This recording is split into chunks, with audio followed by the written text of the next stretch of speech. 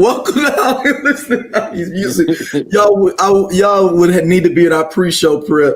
It's none of y'all business, but it's still. I wish y'all could like is a funnier thing, but none of y'all business at the same time. So, thank y'all for listening. As always, we are back. A couple of housekeeping things. Y'all been calling into the voicemail line. I've been seeing y'all. It shows y'all phone, and I don't want to do that because people won't even call in. It's like you gonna see my number. Like we should call them back live on the show. Be like, "Hey, what was you trying to ask?" You're on the caller ID. You're on the caller ID. So, voicemails, calls with your thoughts, 314-649-3113. So, yeah. Couple of things. We got 2 emails. One is coming from, this one is from Dynamo Simpson. He says, yo, I thought I was the only person that saw that Arsenio Hall episode with Whoop versus Whoop. There it is. Oh. There was also a telethon involved with it for giving back to Africa in the Middle East during the Persian Gulf War. And I looked it up after he sent, and it's on. If you go look at the video for both of them, put Arsenio Hall Whoop, there it is, Arsenio Hall Whoop. It has the little UNICEF phone number at the bottom, and that's when you vote for them. So you donate. It was like a 900 number, and you voted for it. And then shout out to you, because I thought about it, I was like, who had $900 money, 900 money in 1993, 94? Who had it? And I thought the war was over. I think it was for Africa though. I think it was something like Africa. Okay, Africa. Okay. Yeah. But who had money but just called a 900 number to vote on some RC? Who had it? And we know why. We'll know why in a second. But I just want to see what you all think. Who had the money to call a 1-900 number to vote on Whoop versus Whoop? There it is. Scott, who do you think? I can tell you that the color of their skin is a little bit lighter than mine. There you go. That's why Whoop there was slightly lighter than mine. We couldn't order a video off the box. Exactly. I understand how many times I got in trouble for ordering videos off the box. Like how much of my allowance went to paying my portion of the phone bill because I decided. So like, yeah, it's to be able to call, or even the boys had a hotline. That's right. I remember that. I've told this story before about how I was in major trouble for calling the boys 1-900 number hotline and leaving voicemails for Hakeem. And to this day, I think I'm still like that. I will still leave a man a voicemail because you need to know how I feel. And you need to hear these words. You got to hear my voice. You need to hear my voice. I'm leaving a voicemail or a voice memo. You need to know that I'm in love. And this is with you. Okay? You are my lucky charm, and we need to talk about it. For $3.95 a minute. For $3.95 a minute. That's what we need to talk about. And you gave him 10. Because that's how much this love was like. That was real love. You gave him 10 of them things. This next one is from Jessica J. Stacy. You will really appreciate this email. She goes, Stacy, girl, you all talked about the most dangerous clothes and blossom hats. Why did I get jacked for my blossom hat and my boyfriend got jacked for his sheepskin jacket in the same night by a dude with a gun?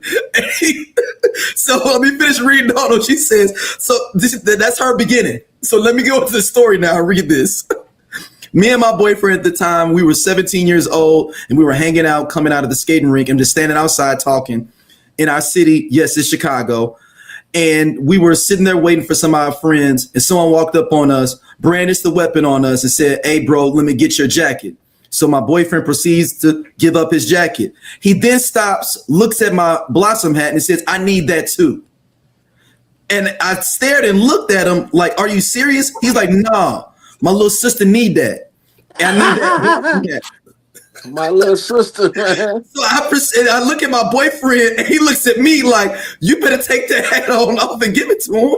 So I slowly take my hat off and give it to him. And then he says, right on, and runs off into the snowy Chicago streets. She was probably the only person to get robbed for the blossom hat. Right. The idea that he was getting ready to leave, it was like, hold up. Matter of fact, while I still got you, while I still got your attention, let me get that denim hat with the jewels and flowers on it. Because I need to run that shit to my little sister.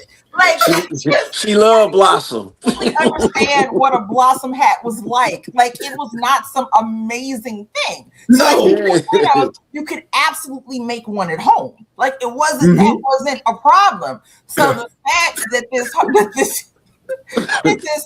this arts and crafts project she got robbed for. He's like, let me get that off you. Yeah. The part where she says he paused though and looked at her like, like, huh. Let me go.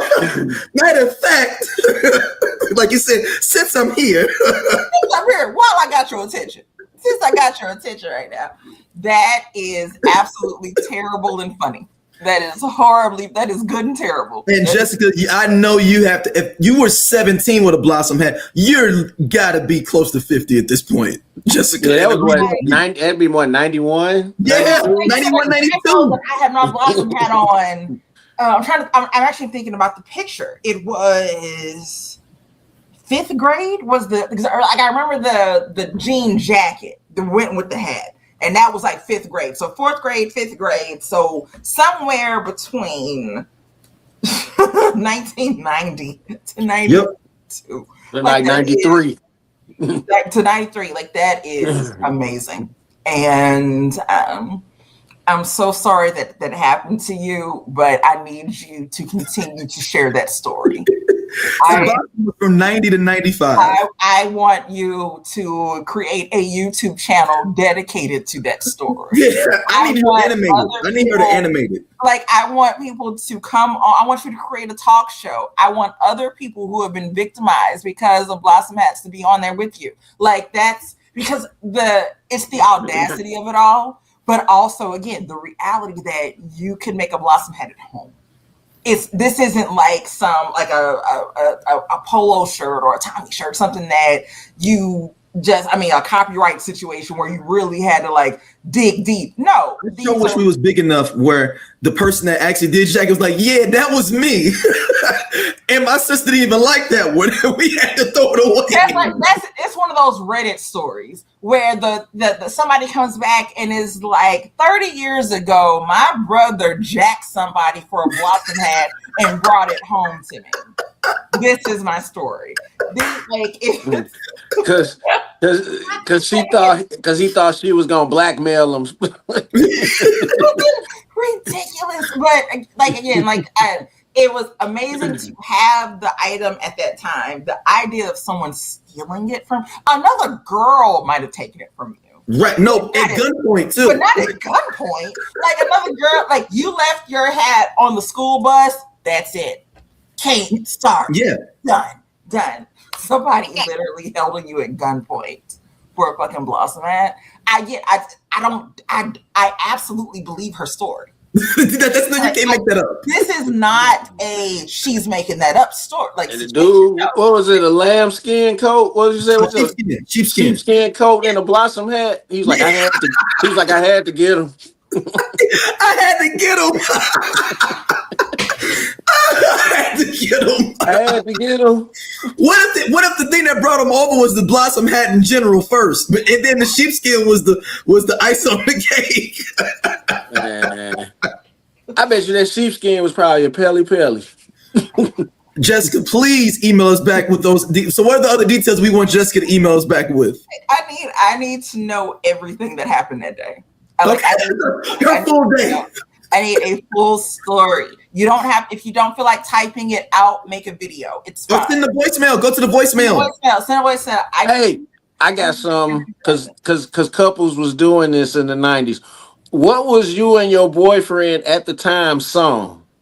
Oh, this is 1990, 91, 92. Yeah. Ooh. What was y'all song? Mm-hmm. I need all of the details. I'm very invested in this story right now.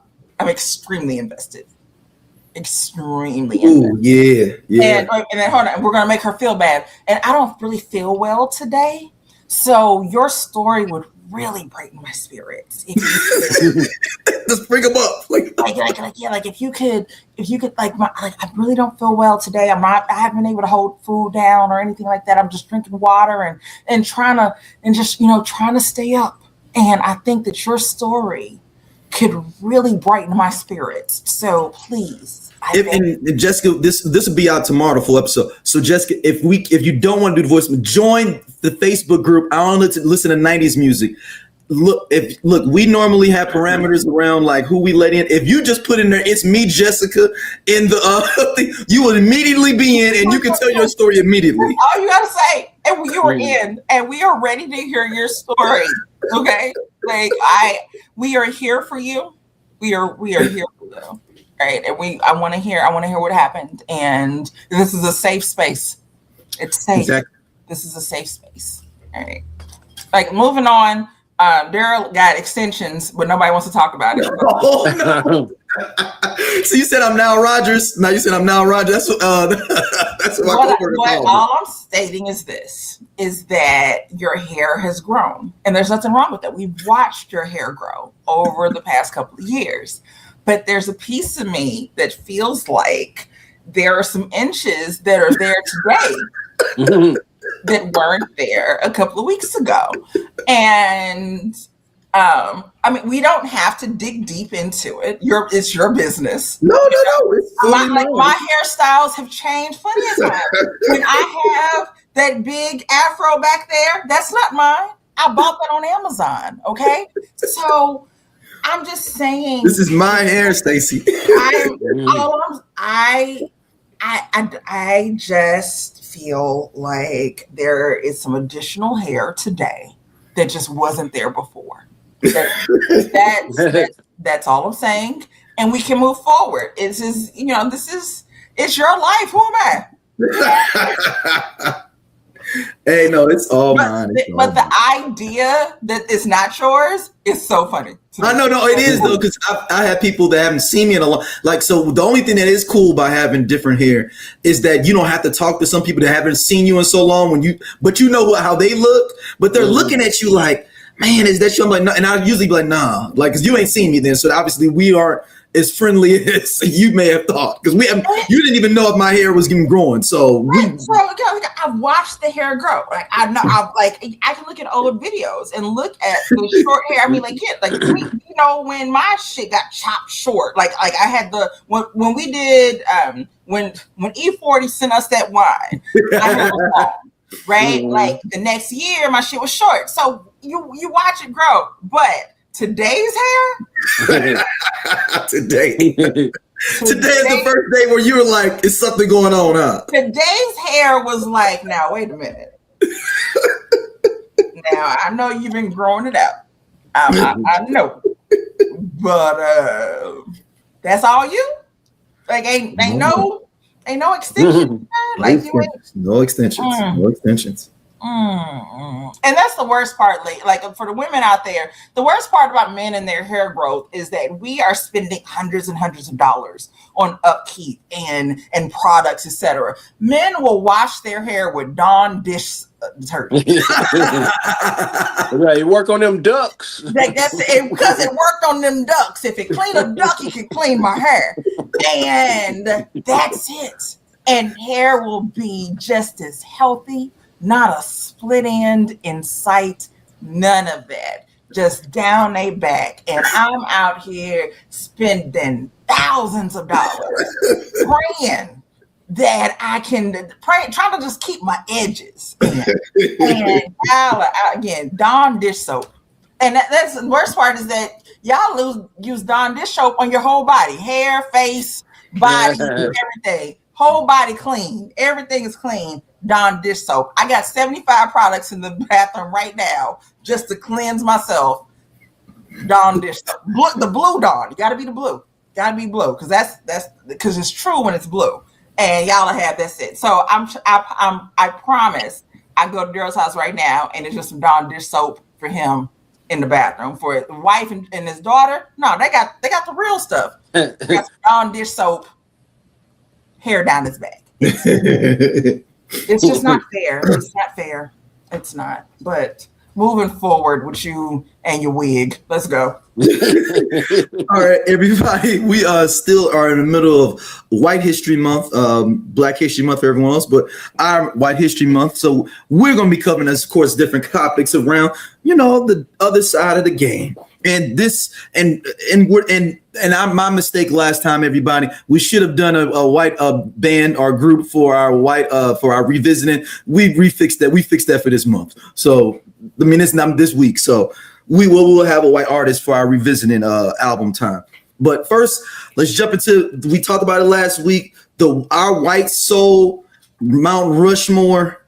Everybody want to go one at a time each, or everybody just drop 4 at one time? How y'all want to do it? It don't matter. It don't matter. Like, we can just go. All right, let's go with you, Scott. Since you to my immediate right, who is your Mount Rushmore of whiteness? Singers, songwriters, whatever you want to do with it. I got Tina Marie. Oh, that Stacey, you okay? She'll be all right. She'll be fine. I got Tina Marie.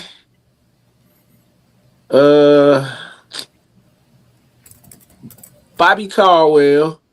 Okay.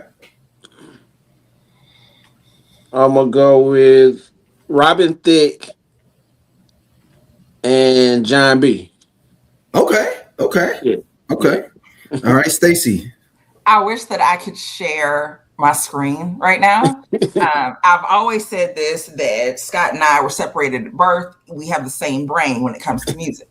So number one is Michael motherfucking McDonald, period. And it's almost like, it almost feels offensive to call him white, but we're going to move forward. So Michael McDonald, I have Bobby Caldwell on there, but I also have Alan Thicke. Oh, Alan Thicke. But then I come back around with Kenny G. And then I have John B / Robin Thicke. So they have to share it together. They have to share their bus together.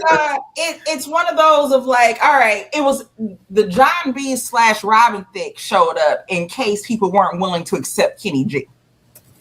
Right? But the Alan Thicke, Robin Thicke thing is the reality of you ain't new to this, you're true to this. Right? Like, okay. The more that people learn about Alan Thicke and what he did, the more that they're like, damn. And it's like, yeah, like Alan Thicke wasn't new to this. He was true to this. Like again, what he wrote, the songs that he wrote, the stuff that his wife sung on. And then you have this son who embodied all of that. Like there's an interview with Arsenio Hall of him talking about being at Alan Thicke's house and seeing a very young Robin Thicke there, and Robin Thicke just kind of knowing so much about music, and Arsenio just being like, "Who is this little boy?" Like Alan Thicke was the music that you don't like. I always love when you don't know who wrote something or the impact that they had, and that's the Alan Thicke thing of like just with sitcoms and the songs that we grew up with, and we'll get to that in a second. Like with some of the sitcoms that Alan Thicke wrote them, or what's the song? Robin Thicke was just talking about the song that his mother was singing. Lovers and Friends. Yeah. So here's the thing: I know that song because of Family Guy. I don't remember it from being like on the radio or anything like that. I know that song from Family Guy. So the fact that because I watch a white sitcom, or a white sitcom like Family Guy, and this song got played at that time, but come to find out that was all Alan Thicke, bruh, I love that. So yeah, number one absolutely is Michael motherfucking McDonald, St. Louis's own. Shout to yep. Ferguson's finest. Okay, and then so Bobby Caldwell, Lil Kenny G, and like I said, we can debate about John B or Robin Thicke. They kind of they're I don't say synonymous, but they're interchangeable. Like you can either one to work, both of them work. Like they both work. That's who they're. Who you got, Durham? Yeah, so I got Michael McDonald too. Yeah, right. I got one. He's a singer, but he's not known for his singing. He's known for his writing. Rod Temperton. I had to put him on here. Fair. He wrote everything from Michael Jackson, Heat Wave. He wrote Secret Garden. Yeah. He wrote. No, there's no debate. No, you don't. No debate for me on Rod Temperton. No debate. Look, he even got in the 90s. He wrote Janae Vibe, the song Vibe. He wrote that. No debate. Damn. You got it. Rod Temperton. He wrote Hey Lover, the hook for Hey Lover from LL Cool J. Stalker ass song. But didn't he write Lady in My Life? Yep, he wrote Lady in My Life. There's a lot that he wrote for Michael. Like it's a lot. Like so it's no he debate wrote Put a Move in My Heart for Tamia. Oh yeah. Yeah, his pen game crazy. Shit. Wait a minute. Always and Forever for Heat Wave. Wait a minute. Hold on. I just keep talking, but I just thought of somebody else. But keep talking because I want to hear your rest of your list. Then I got Hall and Oates. Damn right. Understood. And then my last one, they got to share it. Amy Winehouse and Tina Marie. Okay. That rounds out mine. Stacey, you thinking of that guy who was writing Mariah Carey? No, Still. Diane Warren. You're thinking about the guy we talked about that wrote Monica's If You Walk Out of My Life. No. Okay, that's what I was thinking of. No, I'm thinking of Diane Warren. Ah, yeah. Yeah. Hey, she the same one that got it. She's the same one with the Kanye shit. That's what it was. Like Diane She wrote Warren, Through the Fire, right? Too, right? There is so much that Diane Warren has written that has it's her pen is insane. The songs that she has written, the songs that have been created because of Diane Warren, that have been sung not only by white artists but by black artists. It's her. The list is long. Whatever awards that Diane Warren gets are deserved. Period. Just Diane Warren is the truth, man. She's got everything. So she's up you mentioned Rod Temperton. If we dig into that songwriting bag, then there's no way that you cannot mention Diane Warren. Period. Like it's her game crazy. Yeah, it's like I don't. You don't even want the idea of Right. So just real quick, top 10 U.S. hits written by Diane Warren, right? Mm-hmm. April 6, 1985, Rhythm of the Night, DeBarge. Woo! But we're starting there. That's all the timeless hits. Like I said, that's 1985. Like I said, we can continue going, but Celine Dion, Because You Love Me, Unbreak My Heart, Toni Braxton, For You I Will, Monica, How Do I Live, Leanne Rimes, The One I Gave My Heart to, Aaliyah, The Arms of the One Who Loves You, Escape, I Don't Want to Miss a Thing, Aerosmith, and I'm just naming 2 years of shit. That's 97. And look, the sleeper, I'm looking at Wikipedia. The sleeper to me is Milli Vanilli, Blame It on the Rain. Listen, okay? All right? So there is and again, those are US top 10 hits. That's not the full discography. Those are some top 10 hits. So yeah, if you ask me to, Celine Dion. Oh shit, I'll Never Get Over You, Getting Over Me by Expose. Fuck. Don't Turn Around, Ace. Bruh. It's Diane Warren. Diane Warren's a beast. Almost so I dare to say Diane Warren is first on that mountain and Michael motherfucking McDonald goes next. And his name has to be listed on there as Michael motherfucking McDonald. You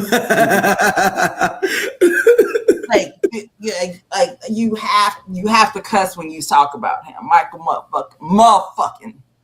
It's specifically to discuss him, but yeah, they're there. It's Diane Warren. Yeah, she's still writing this shit too. Yeah, ain't shit changed but the year.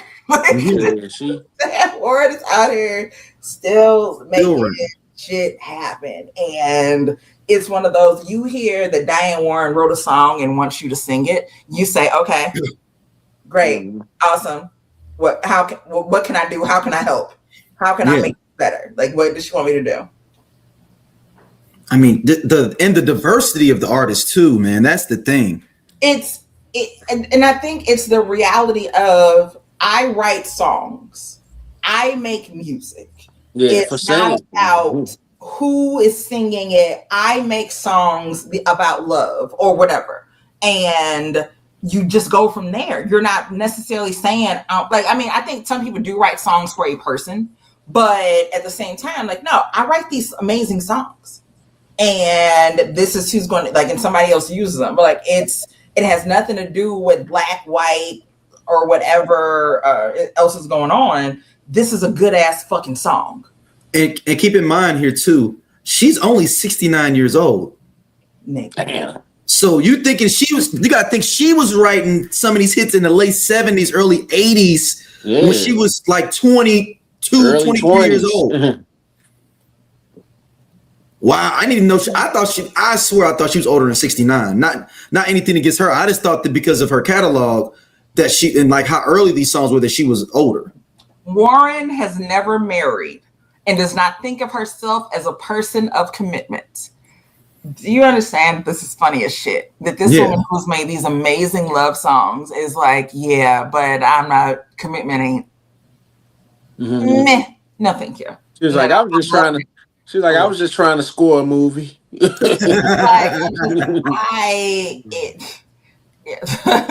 Well, she said, I've never been in love like in my songs. I'm not like normal people. I'm no good at relationships. I draw drama to me. It's the Jew in me. Now, those are her words. Those are her words of her being like, it's the Jew in me that draw drama to me. But I kind of relate to that in the sense of, like, the other day, I was like, I think I said to my therapist, am I the drama? And I think I am. And so because of that, it's like, relationships are different. But this woman who has made these amazing love songs she's like, I've never been in love like that. Like, that's something to say. Like, that is something. Like, I've never been in love like I am. I mean, it makes you think a little bit of even though it's a movie, is Duck in the Five Heartbeats. Remember, he basically after that shit with his brother, he wrote all these hit songs in the movie, for other people and stuff, but he never felt that love again ever. At least that's what it was insinuated in the film. I think that some people write about even if you're a writer just in like writing stories, right? There's a fantasy that you've created and you write to that, right? Of what you would possibly want or what you've seen or just the idea of it. But like I said, that's so interesting to me that she's like, where are you pulling that from? Like, where, like these ideas or these relationships of the songs that you write, where are you pulling that from? And the fact that you're not pulling it from personal experiences, like maybe, it definitely could be people that you've met or friends that you have, etc. But for years, decades, to do this without drawing from real world experience, shit, like. It's a hell of an imagination. I mean, Stevie Wonder can't see, and he be talking about colors and stuff. So it's just a great imagination. I'm just saying, Stevie Wonder ain't saw it. He be real descriptive for some shit he ain't never seen. He sees the sounds. Fair enough. Fair enough. All right, as we keep our White History Month going, let's talk about some white sitcoms that raised us. We talked about it last week with WKRP in Cincinnati, and I forgot the other one we had mentioned. Oh, Mama's Family. As well. And then Stacey brought to the photo of like, what's some other ones, And this one is harder, and I think a lot of maybe it's only for us. If you're not 37, 38 and older, you kind of have way more control of your TV watching, and I mean options wise. Yeah. So you started maybe watching some shows that if you were 5-6 years younger, you probably would have never even thought about watching because of this syndication and like I only got 6 channels, so I gotta watch something before I gotta do this homework. So I'll start for mine. One of mine was Mr. Belvedere, man. It's the Belvedere. I remember. Mr. Belvedere, man. Right. Shout out to Bob Euchre, St. Louis, is as well. I want to mention this. We lost someone the other day. That was on a TV show. That was a white sitcom that was on the WB, which became CW. But we lost. Dawson. Yeah. We lost Dawson, and he was James Vanderbeek Dawson from Dawson's Creek. That was our. If you were into it at that time, that was your soap opera. That was your teenage soap opera. Like your parents, grandma, whatever, right? They watched the stuff, they watched Young and the Restless and All My Children and General Hospital, but you had your teenage soap opera. And we lost Dawson. So that's one of those coming of age white sitcoms that did kind of raise you at that time. I wasn't really big on Dawson. I know it was a big show, but I used to watch that other WB show, Seventh Heaven, with all the kids. So the funny thing is, I wasn't a Seventh Heaven person. Yeah, I used to watch Seventh Heaven. Like I saw episodes of it. It was fine. But Dawson was right up my alley. So Dawson, but at that same time though, those teenage sitcom, and we'll get to this when we talk about age appropriate shit later on. But it was right up my alley. So Dawson and I'm not even Beverly Hills 90210, even though they were old as hell. Yeah, I watched a few episodes of that. I remember, but just the regular sitcoms were that Mama's Family. Then again, even just shit like Golden Girls or Empty Nest and the whole TGIF lineup, everything that came on TV on Friday night, right?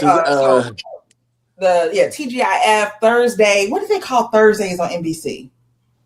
Must see TV. Must see TV. Those must see TV. So all of those things. Even on Nickelodeon, watching Clarissa Explains It All and Hey Dude. And Hey Dude actually just had a thing at the ranch in Tucson. And then what was the other one? The reunion? Yeah, they just had a little reunion thing. I'm not you can look it up. There was if it hasn't happened yet, it's about to happen. They are having a little Hey Dude reunion thing at the actual ranch. Just happened January 31st, 2026. It hasn't it just happened. There was a show called 16. That was a soap opera that was on. I want to say that I saw it on Nickelodeon, and if I didn't see it on Nickelodeon, maybe I saw it on regular TV. But Ryan Reynolds was on that, a young Ryan Reynolds. So there were all these unfortunately, there were not. Even today, there were not a lot of options for if you were a black kid or any other race other than just regular ass white. There were not a lot of options for shows that you could that showed you, right. If you were lucky, you got one black kid on the show, right? And somebody was in the class that'd be on there now and then. Yeah, you got what was the show? California Dreams. You got the one black dude who did something. Right, and Saved by the Bell, you had Saved by the Bell. Hang Time. Which is so crazy because Lisa wasn't even supposed to be black. That Lark Voorhees was able to get that role. But yeah, those white sitcoms, that's what we saw. That's what raised us. And to that point, mentioning Blossom, though, Stacey, that one was one of the first ones. I remember having an interracial relationship on a TV show. On where? On Blossom. Remember Blossom? Yeah. The older brother. Yeah. Yeah. That's one of the first time I seen an young interracial relationship on TV. Yeah. Yep. So it's there were, but the highlight of those white sitcoms is that although we didn't see us, there were still things that you could relate to. It was relatable. It was relatable. It wasn't far-fetched. It made sense. Yeah, because Saved by the Bell, they was a little bit older than us, but we was more in that Boy Meets World. Yep. That was like our, him and Topanga, that was the new Kelly and Zach. Correct. That you were absolutely correct. And then another one was Wonder Years. Yeah, Wonder Years. What? I watched Wonder Years, but I did not watch Wonder Years. Yeah, every black dude had to think of winning. You know what? I was heavy on even though we found out she was racist, Roseanne. Roseanne was big. She had the dopest Halloween episode. Yeah, I love Roseanne. Like I absolutely watched Roseanne. I probably watched Roseanne until I didn't watch the Connors when they rebooted. When they won the lottery on the original showing. Oh, and they said that's when they kind of jumped the shark, right? That's when it ended, right? When they won the lottery. So there are a lot of shows from the 90s that I never saw the last 1 or 2 seasons because something happened where I said I don't. Didn't she wound up having another baby? I know what it was on Roseanne when they changed the daughter. It wasn't even that. No, she had another baby with the new Becky. No, they made a new Becky. They even made fun of the fact that the new Becky ended up being on one of the stars of Scrubs, and I can't think of her name right now. But I was okay with new Becky because they made fun of that. They even there's an episode with DJ. And he's just sitting there and he just keeps saying, they say she's the same, but she's not the same. They say she's the same, but she's not the same.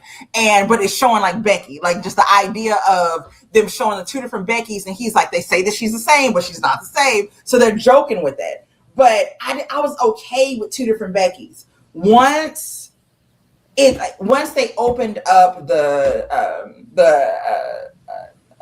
loose meat sandwich shop, and once she won the lottery, and that, like it just y'all have run out of ideas. And because didn't DJ boyfriend move in with him? It became a whole fucking just stupid. Like they just start doing too much. And generally speaking, what they would do is you bring in a little kid. Mm-hmm. Once you bring in a little kid, yep. Like Fresh Prince. We're done. It happens everywhere, black or white. So with all my children, Married with Children, bringing in the little kids. What was his name? 7. Bringing the little kid in on that. Bringing in bringing Olivia on the Cosby Show. Yep. Yeah, because Rudy was a teenager. Yep. Right, and that it was fun watching Rudy grow up because we were Rudy's age. Like so, either you really related to Rudy or maybe one of the older kids. But Rudy's shit of older shit, that was like, hey, I get that. Like I get that. You want to go to the club, you can't go out. Blah blah. You want to do this, you can't do that. Rudy was absolutely relatable, and then just other shit. But at the same time, like I don't. Once they start adding in other people, like those random ass folks, that's when you know that it's over with. That's when you know it is done. What was some? What about? Did y'all watch like 8 is Enough? Mm-mm. I didn't watch them.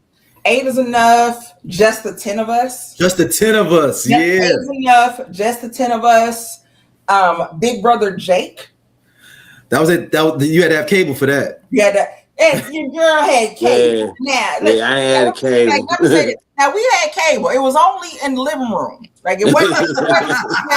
One box. Like, we had a box. It was in the living room. TCI Cablevision. Shout out to them over there off of Delmar and Kings Highway. However, Big Brother Jake. That was on USA. Yeah. It was on USA. Which was Big Brother Jake, Just the 10 of Us, which was a spin-off of Growing Pains. Yep. Yes. The coach on the coach, he was Mike Seaver's coach on Growing Pains, got a spin-off with Just the 10 of Us with him and his 8 daughters. Him, his wife, his 8 daughters. And the 8 daughters started a singing group. Yeah, they started a singing group. They would sneak out at night to go sing. Which is insane. Like, just again, all of this is just ridiculous stuff. But these are the shows that you watch. None of it made sense, but I was in on it. And I love the show. So for me, it was never about being black or white. This is what was on TV. You didn't trip off of, not to say that representation is important, because when you did see someone who looked like you, it was extremely, you absolutely related. But I didn't think about at that time that no one on TV looks like me.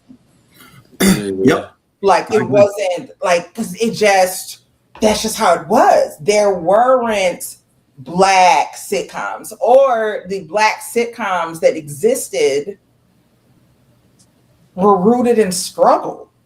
Mm-hmm. Right? Like I didn't, and again, Stacey did not grow up rich, right? Again, I was raised by my grandparents. So there are things that were available to me that weren't, versus if I'd had like my mom would have raised me. But to that point,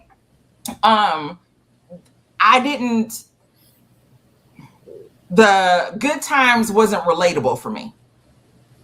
Right? Like I knew that there were people on there that looked like me, but it wasn't relatable to me.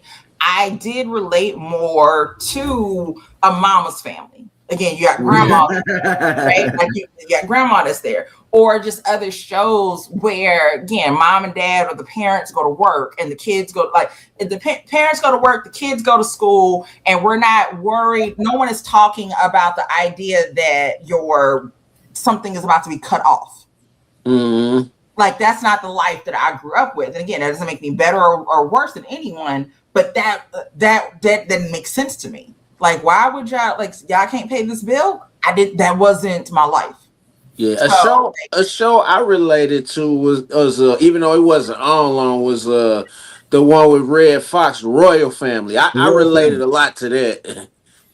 The Royal Family. He died on the show. Yeah. In real life, like on the set. And then one that I was, and I hate this guy now, but I loved it then, especially it was in, and I think it might have been made just for syndicate. Charles in Charge, man.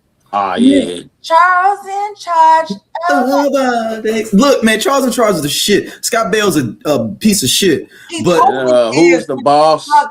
So fucking bad that Scott Baio is dog trash now. He's a piece of shit, but Charles is awesome. Charles in Charge of, bro, yeah, these parents literally had some college kid moving into their home. Yeah, and him and his boys through their children. All right, this brings me back to my orphan thing. All right, the black kids was the orphans, but all right, you had Charles in Charge, and there was another show where they had a dude just move in. Was it Mr. Well, damn, not Three's. It was like Three's Company, Charles in Charge. It was another show where they had like an old uncle or big brother, like step by step. Who's the boss? Who's the boss? Yeah, what was Tony Danza? Right, he was a former baseball player that became a maid. Yeah, he was like a maid, but he also brought his daughter with him, right? Yeah. So that takes Melissa Milano. That takes a little bit of the creepiness out of it. Is that this is a man who a single father with his daughter trying to find work, etc. He used to play ball, like he used to play baseball, all of this shit, and this is where he is now. Versus Charles in fucking Charge. Like I said again, in hindsight, when you think about it, y'all let this young guy move college kid move into your house, and then he had like a weird ass friend. Yeah, the one little dude that was like a hornball. He was like a hornball. Yeah, he was trying to fuck the girls. Yeah. So, like I said, who's the boss? And Tony Danza was grown. He wasn't this again, and he has his daughter with him. Like the creepy person on the show was her mama, was Mona. Mm-hmm. That was the creep. Like that was the crazy person. But yeah, we definitely had orphans and a lot of weird living situations. Yeah, and a lot of white single dads. A lot of white single dads. I mean, you have my two dads, nigga, which is funny in itself. Y'all truly don't know. Like, there's no way they couldn't have been black. And which is so. And then think about that. This woman that both y'all mess with just drops the baby off and says it's one of y'all's. Y'all figure it out. That's how the series starts. It's. Like, damn, we gotta go get no DNA test. And that's the first time that I ever saw Stacey Keenan before she was on Step by Step. But to that point, that's the Broadway phenomenon in the movie Mamma Mia is the idea that this woman has this daughter and doesn't know who the dad is, and y'all singing about it. If they would have been black, this shit would have never been greenlit. I didn't even think about that. If you race swap that. Race swap. If I remember, they got the paternity results, but they decided that they didn't want to know and ripped it up. If I remember. Race swap any show involving unknown paternity. Oh, it's an HBO show. Then it turns into an HBO show. It's The Wire. There's no fucking again. When the first time that I even heard about the show Mamma Mia or the Broadway show or even the movie, and I'm like, I'm sorry, this show this is about what? Excuse me. So it had 3 seasons too. Y'all made a whole movie, there's a whole friend about not knowing the paternity of this kid. Because this is funny. It's not that it's not funny, but it's, again, I know good and fucking well if they would not have been black, if they'd have been, would not have been white, they'd have been black, it would have been completely different. Make Mamma Mia right now with black people. Oh, you couldn't have. Oh, there's you can't. You got me fucking. It'd be a new Medea special, bruh. That's it. Tyler Perry would take it. They would call us every fucking name in the book of the irresponsibility, and this is promoting promiscuity, and it's showing that marriage isn't important, and all this shit. But now you get Meryl Streep and some white bitches up in there, and it's a hit. But anyhow, it's a classic. Since we talking about TV, and we can even talk about it more. You got the Tommy Westphall universe. Dive into this for a second. I mean, I know it is, but explain this to the listeners how this craziness is goes. Okay. A very long time ago, in the 80s, there was a TV show called Saint Elsewhere. In the series finale of Saint Elsewhere, so Saint Elsewhere was a medical drama. The name of the actual hospital was Saint Augustine, Saint Elgius. Denzel Washington got his start. Denzel Washington got his start. Denzel Washington, Ed Begley Jr., etc. So, blah blah blah. Right, shows on for however many seasons. The final episode, there is a little boy, Tommy Westphall, whose grandfather was very big in the hospital, whatever, right? In the universe. So the very last episode of the entire show, what you see is Tommy Westphall looking at this snow globe. And it's a snow globe that it's like inside is like a building, which is like the hospital. So the idea is drawn that all of this is in his brain. Like, this is all just his imagination, and he's autistic. So the idea is that the building, Saint Elsewhere, is all a part of his imagination, is all a part of his brain. And if so, everything that happened in that hospital, the whole series, was just a part of his imagination. It was just a dream. So you take that theory, and then you take people from Saint Elsewhere, and we all know how spinoffs work, or even a character playing that same character in another show.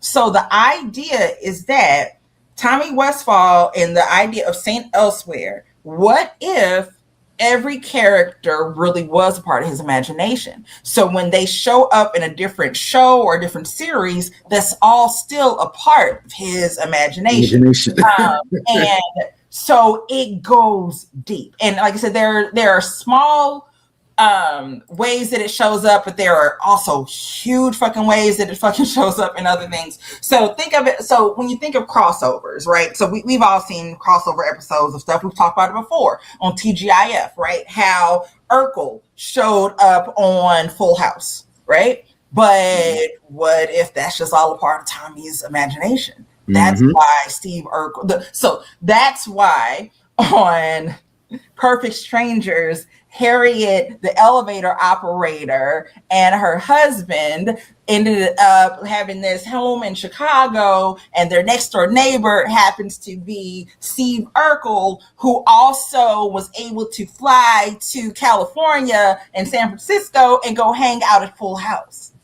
Right? And step by step. And step by step. So, like I said, there are some. So another thing is perfect example, and I talk about the Dick Wolf universe and all of that. So Law and Order, we all know about Law and Order, and even Homicide: Life on the Streets. With Homicide: Life on the Streets and Law and Order are created by two different people, Dick Wolf and it's going to drive me the fact that his name just left me just pissed me off. But the creator of Homicide: Life on the Street, they are not the same person. There is significant crossover between Paul Attanasio and Law and Order, right? And the biggest person for that crossover is Detective Munch.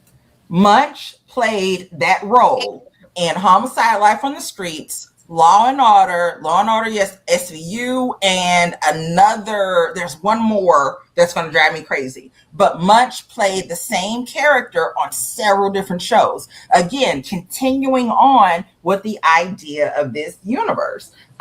When you think about, so again, there's all these things that have these crossovers. When you talk about, hold on, I never realized that you just said this.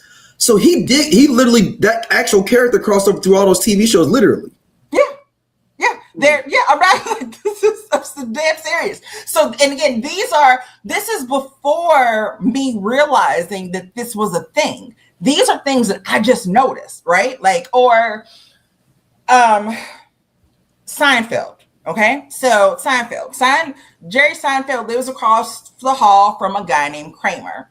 Kramer was subletting that apartment from a guy named Paul, who is Paul from Mad About You. Paul never got rid of his apartment. He was subletting it to Kramer so eventually he ended up getting rid of the apartment, but he held on to it for that long.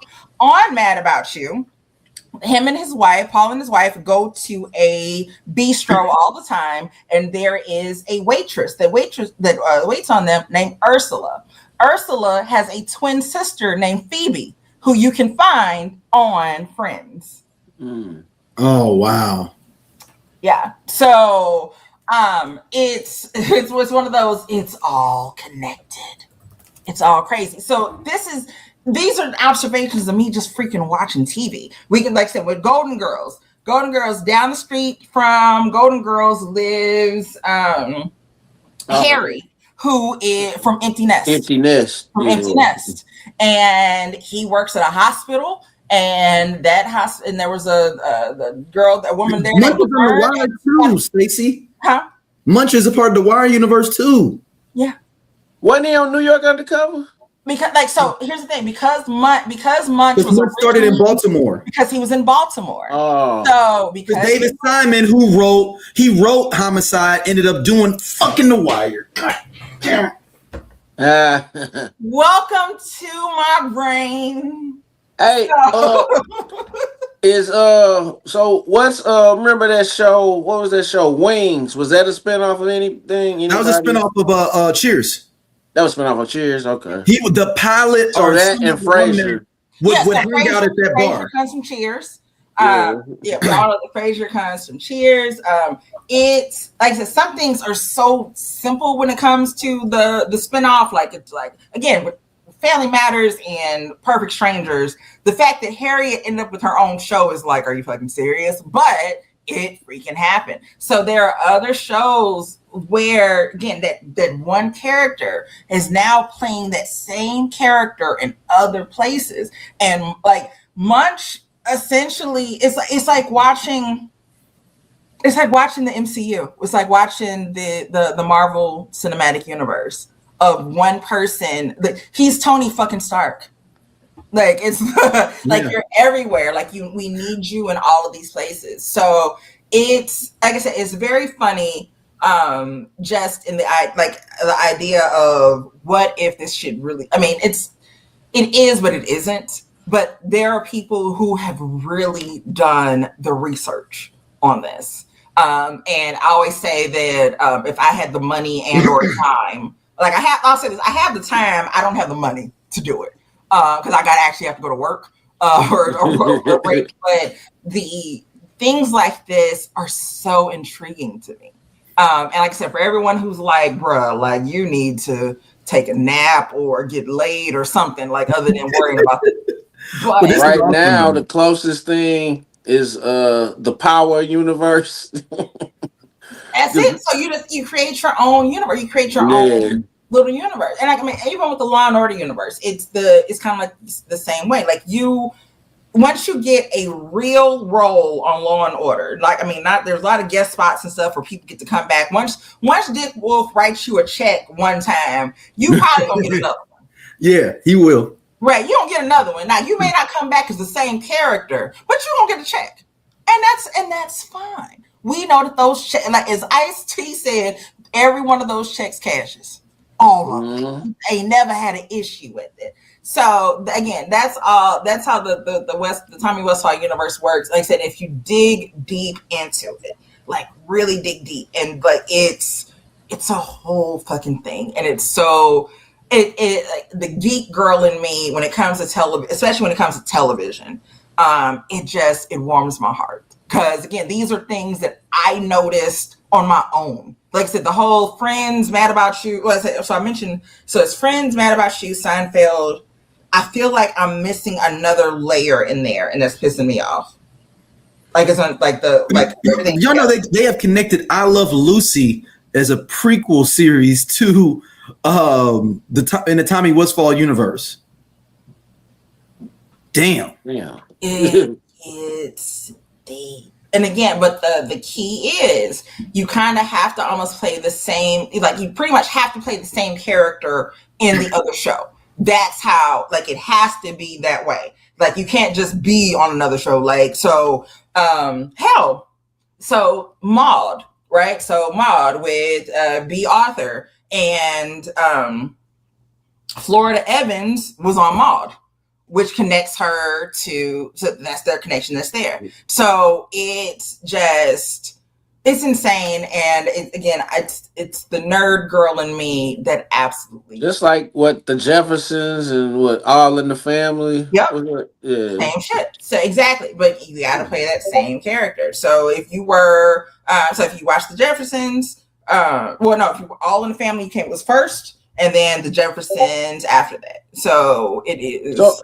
So as far as black shows, I know we got Different World coming from Cosby Show. Yep. What the Parkers coming from Moesha. Mm-hmm.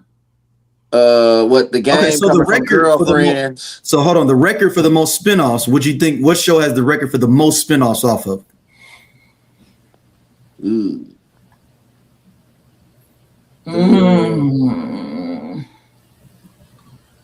Shit. I don't even know. I don't know. All in the Family has 7. 7. They have Maude, The Jeffersons, Good Times, Checking In, Archie Bunker's Place, Gloria, and 704 Hauser. Damn. Those are all direct spinoffs. Yeah. It makes sense. It absolutely makes sense to me. But it's also that's Norman Lear too, so that makes even more sense because that's all his creations anyway. It's all of his creations. Like I said, it's awesome. Like I said, even like it's not that every show ends up with a spinoff. But again, if you can have that spinoff and the character can be played in other places, like I said, Munch is definitely absolutely a integral part in crossovers. So when Homicide: Life on the Streets finally appeared on Peacock year before last, it was the greatest day in my life. Like people, you couldn't talk to me for like 2 weeks. I'm like, this is what I'm doing. I'm watching this. And to that point, there are the episodes of Law and Order where Munch showed up, or the gentleman who passed away, who was also in Brooklyn Nine-Nine, and I can't think of his name right now. I know. Yeah, I know. But he was on Homicide: Life of the Streets. So I had seen those episodes on Law and Order with them on there, but what you didn't get was what happened before then, or the other piece of it. So to watch him, and then so to have Law and Order finally be fully available on Hulu or Netflix, wherever the hell it is that I watch it, and to have Homicide: Life on the Streets, literally to be like, all right, like you'll see an episode and you'll be like, okay, this is a continuation of Law and Order, or this is going to Law and Order, and then flipping to your other streaming thing to watch that episode. Because the way that they would kind of show you what happened on the other series would be kind of like they're kind of group, like trying to make it real quick, and like, here's a little quick catch up of it. But like, no, I need to know exactly what the fuck happened. And so to have all of it together, and again, and Dick Wolf and dude from The Wire, and David Simon is on The Wire. David Simon. The fact that they are not, it wasn't the same person. These are just two guys who are friends and who like each other and like each other's work. And they said, and you came together to do this, to create, and with seamlessly, like nothing feels off balance. Yes, there was a crime that happened in Baltimore, and it relates, and we come to find out it looks like these people here in Manhattan, it may have been the same person. So we're going to send our guys up from Baltimore to up here to Law and Order so that we can try to solve this case together. Yes, It's crazy. I love it so much. So again, this is when these are the geeky stuff that Stacey goes through. Like this, these are the things that warm my heart, that make me so absolutely happy to watch and see. Is like so when I didn't learn about the actual Tommy Westphall universe until a couple of years ago. So all the connections that I had seen in life, you just hold on to them, right? You tell your friends, nobody cares that you have made these connections. Like no one at a party when you're and everybody's sitting around talking, no one wants to hear about how Seinfeld is connected to Mad About You. None of my friends care at all whatsoever. But today I'm here to tell you that they are connected. It warms my heart. It absolutely warms my heart. Like I said, and the fact that I cannot think of there's another show that's in there, and like it's Mad About You, Seinfeld, Mad About You. So yeah, the Mad About You, Seinfeld, and there's another show that I'm missing, and it's when we get done with this podcast, it's going to hit me, and I'm be pissed that there's another show that I'm missing that fits into there some kind of way. It's gonna drive me insane. Damn, we could have got that Smart Guy sister crossover, even though they was on Smart Guy, but they was playing different characters. Yeah. I said you gotta have like the same character. That's the big part. Didn't TJ come on there like to tutor them? Yeah, he did. Yeah, he came on sister to tutor them. Yep, he did. Yeah, I forgot about that. You can go back. Yeah, he came on there to tutor them. Since we're mentioning age appropriate things, we want to talk a little bit about age appropriate R&B songs that we have lost in translation over the years. We don't get any Tender Kisses by Tracy Spencer, no Goodbye by Tevin Campbell, no Can We Talk by Tevin Campbell even, or The Boys, Dial My Heart. Rain, nothing. They just wanted to hold your hand. Mm-hmm. What was The Many Ways by Usher? Whew. Whew. You can still pull me with that today. 2026, you can still pull me with The Many Ways by Usher. You can still get me easily. There's so many of those. Even with with The Boys, it's She Was Your Lucky Charm, Dial My Heart. Just give me a call. Right? Like that's it. That's all you wanted. Just give the girl a phone call. The boy, Troop. just I can't wait to get to school. All I do. Like all I do is think. I just want to get to school. I want to walk you home from school. I'm gonna take the long way home. I want to hold your hand. That's all that these young men wanted from a young lady. They wanted to hold your hand. They wanted to, can I get your number? Even when y'all broke up, right? Like ABC, well, New Edition ABC, Jealous Girl. Mm-hmm. Right. You see me writing letters, like I'm passing letters and I'm writing letters. You see me writing letters to Kim and you like, it's a problem. Like, because Aaliyah wrote a 4-page letter. Because you wrote letters. That's how you let them know that you wanted to be with them. You wrote a letter. That's it. Even freaking Sammy. I think I always say that Sammy's song, The Crazy Things I Do. Crazy Thing I Do for Love. That is the trickiest ass song that I've ever heard from a young child in my life. Like, boy, you 12. I was 12 and was tricking his ass off. He's giving up all his allowance money. Giving up all his allowance money. You ain't gonna have no PlayStation game. He was gonna call you on his cell phone, even when it wasn't peak time. You know how much money he was spending? Man, I don't even think the free after 7 wasn't even a thing then. Sammy was tricking before it was fashionable. Because ain't no freaking way. It was just a different time, and everything again was age appropriate. Like tender kisses, and just even the idea of having your first kiss, or going like dancing together. Like that was the thing. Like you wanted to hold somebody's hand. That's what you want. Age appropriate stuff. Like you listen to it, and I grew up as a kid. I listened to New Kids on the Block. And all of their songs, again, there's that age appropriateness of it, of that you could have a little daughter who was 8 years old and listen to this. And the worst thing that's being said is that a young boy wants to hold her hand.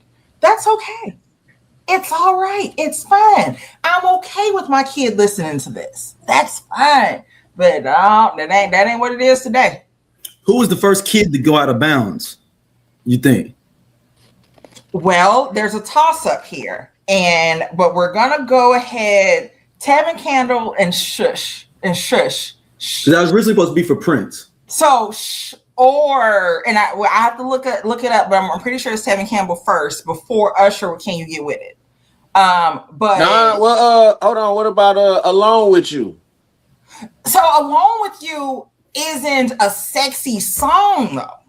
Okay. Like with. I don't know. That sounds pretty sexy. It's a little. It ain't as it. Read the words of "Alone with You" versus "Shh." Break it down. I don't want nobody else to hear the sound. This love is a quiet affair. Well, I was saying "Alone with You" was first, is what we're saying, though. No, but I'm saying, I just want to be with Alone with You. There's nothing else I'd rather do. I just want the chance I had again, just us two till the end. So it's more of I get it. It just had a sexy sound. It definitely has that great groove to it. But Alone with You is more or less, look, I fucked up. I just want to hold your hand again. I'm sorry. Versus, shh. I want to do you after school like some homework. Yeah. What about this little game we play, Subway? That 702. We can argue all day about what game they were playing, but we all know it was Catch a Girl, Get a Girl, and we need to quit pretending that it wasn't that. This little game we played definitely kicked it up a notch. That was for the older kids. That was for the teenagers. That's for the high schoolers. That was for the high schoolers. That wasn't for the 10-year-old. That one was for the kid who got their learner's permit. You had a little bit more experience on you. This little game we played definitely kicked it up a notch. So again, to that point of Usher, Can You Get With It? Which is the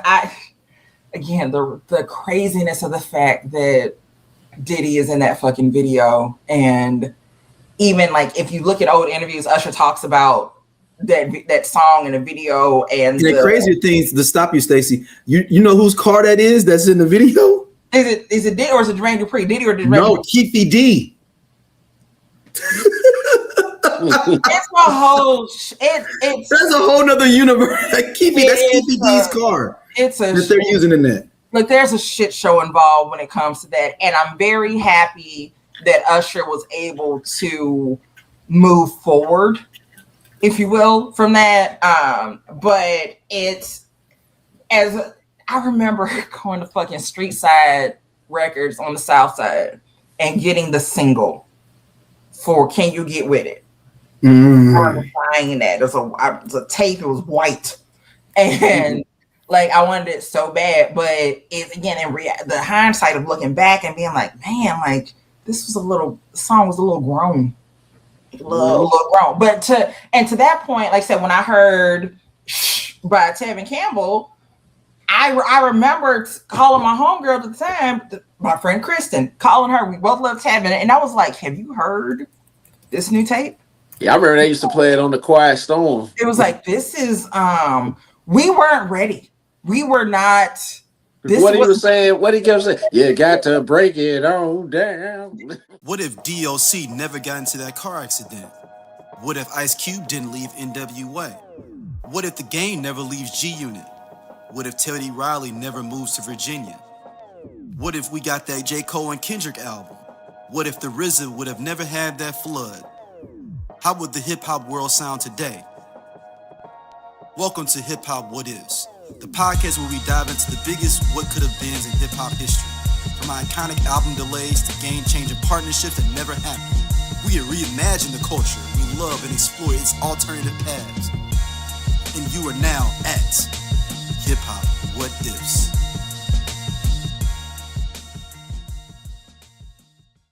I want to do you after school like some homework. Am I getting you hot? I don't know what that means, but it makes me uncomfortable. Like I'm not there yet. So that song, I personally banned that song in my house. That wasn't the Tevin. I didn't want to know that Tevin. Like I wasn't ready for that at that time. But not at all. So here's the question: like, who took it too far first? And again, I don't know if it was Tevin or if it was Usher. I have to look at the dates of shit of who took it too far first. Somebody took it too far, and we unfortunately have never. We can't go back because who's making songs for the kids today?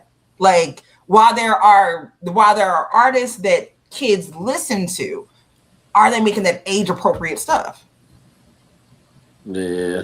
Like, it's so crazy. We so old now. B2K done been in the game 25 years. Yeah, I know. B2K. And that was out of our wheelhouse. That wasn't even. Yeah, I was out of high school when they was popping. Yeah, when Immature said, "I will never lie again." Do you know how many niggas was leaving that on voicemails for young girls because they had lied at school about something that was ridiculous? But again, I'll never lie again. Okay, look. Yes, I gave her my bubble gum, but. He said, I can't get with me and her. Okay, right? Yes, okay. I drew her a picture, but that's because she said she wanted for her little sister. I know it was for her. Again, like that, those were the trials and tribulations of middle school love. And then we had to feel the funk.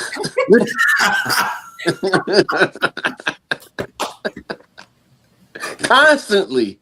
We had to feel the funk. You had to give up the ghost. You don't know. You had to extra read all about it. Yeah. These were the real trials and tribulations. So yes, him singing that I will never lie again because a friend like you comes once in a lifetime. We had what was the other group? Soul For Real. With Candy Rain. But every little thing I do, you're on my mind. That song is a skating ass song. That song makes very skating ass song that I could skate. That was the perfect video. Every time that I hear that song, I'm pissed that I can't skate for real. Like I can get around the rink, but But I you can't do the cool shit. Can't do the cool shit. I can't do the cool shit. That song make you wanna skate. You know, it just makes you want to skate. And even that first album, so aside from like Candy Rain, they did a remake of Patti LaBelle, If Only You Knew. Yeah. And so that was actually the very first time that I heard the song was their version. And I remember playing it for my mom, and I'm like, Mom, listen to this song. Like, it is so good. And my mom was saying, we can't have shit. Y'all young folks. And that is big. Me being completely like, what are you talking about? No, this song is brand new. This album just came out. And her being like, girl, that's Patti LaBelle. Well, I don't know nothing about that. But I know these boys singing this song. But even with that song, even though it was an adult song, they were singing it. And for me as a 12, 13-year-old girl, it felt good. Like, it was good for me. Like, it was fine. Like, there was like, if only you knew how much I do love you. And just even there's he throws an ad lib in the end, the lead singer. He's like, I can't sleep, tossing and turning, girl, you're all I'm thinking of. And it's like, oh, he can't even go to sleep. He can't sleep because he's thinking about me. That was he at no point did he say that he wanted to do something to me, put something somewhere. Now it's I got money, let me buy you something. I don't need to say clever things to get you, bitch, what you want. Cause I got it. That's all it is, man. I gotta say nothing clever to you. Yeah, that's all it is. That's all R&B is now, man. They rappers now. That's it. There is. They rappers now. One of the first ones, if you're talking about that, I remember when Rough Ends had that song, No More Shopping Sprees, No More VIPs, No More Dough, because we don't kick it no more. And I was like, okay, I mean, I get that you breaking up with her, but the fact that that's all you led with, that's going nothing about your love, nothing about, you've been there for, oh no, all the shit I've been doing is gone. Because that's how he pulled her, and that's what he got to take away. Then who was it? That dude, when did he start singing? Trey Songz, when he's like, it's Mr. Steal Your Girl. Yeah. Why you gotta take somebody else's girl? Like, there was Dirt and Mac in songs, but they didn't explicitly say. Why you gotta come out and just be Mr. Steal Your Girl? Like, I don't want to. I want your girl. That Bobby Womack kind of weird for that. You never should have trusted me so much. Like, we still was like, man, Bobby, that's a little risque there, brother. It's because it's that difference between. I got a friend who has a boyfriend, husband, or whatever, and I see them together, and I see what he does for her, and I say, I want a guy like that. I want a guy who treats me like he treats her, versus I want his ass.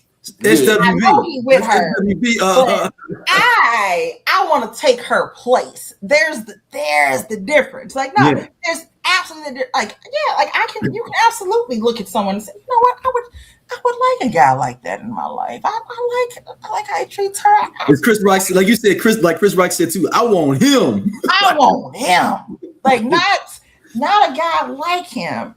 No. Forget all of that. I'm not trying to become the kind of woman I need to be to pull someone like him. I just want a man with his qualities. I just like he's already there. So I'm gonna go on here. I'm just gonna try to get him. That's what I just want him instead. Like it's shit. Like I miss the 90s so much when it comes to music, and other times I'll be like, man, we was on some shit. So yeah, I mean. Sometimes it's definitely like, what the we was. Yeah, and as we transition, we're going to announce here right now, we are going to do a March Madness bracket in March for 80s and 90s R&B. Y'all want to keep it limited to those two, or y'all want to go into 2000s too, or just 80s and 90s?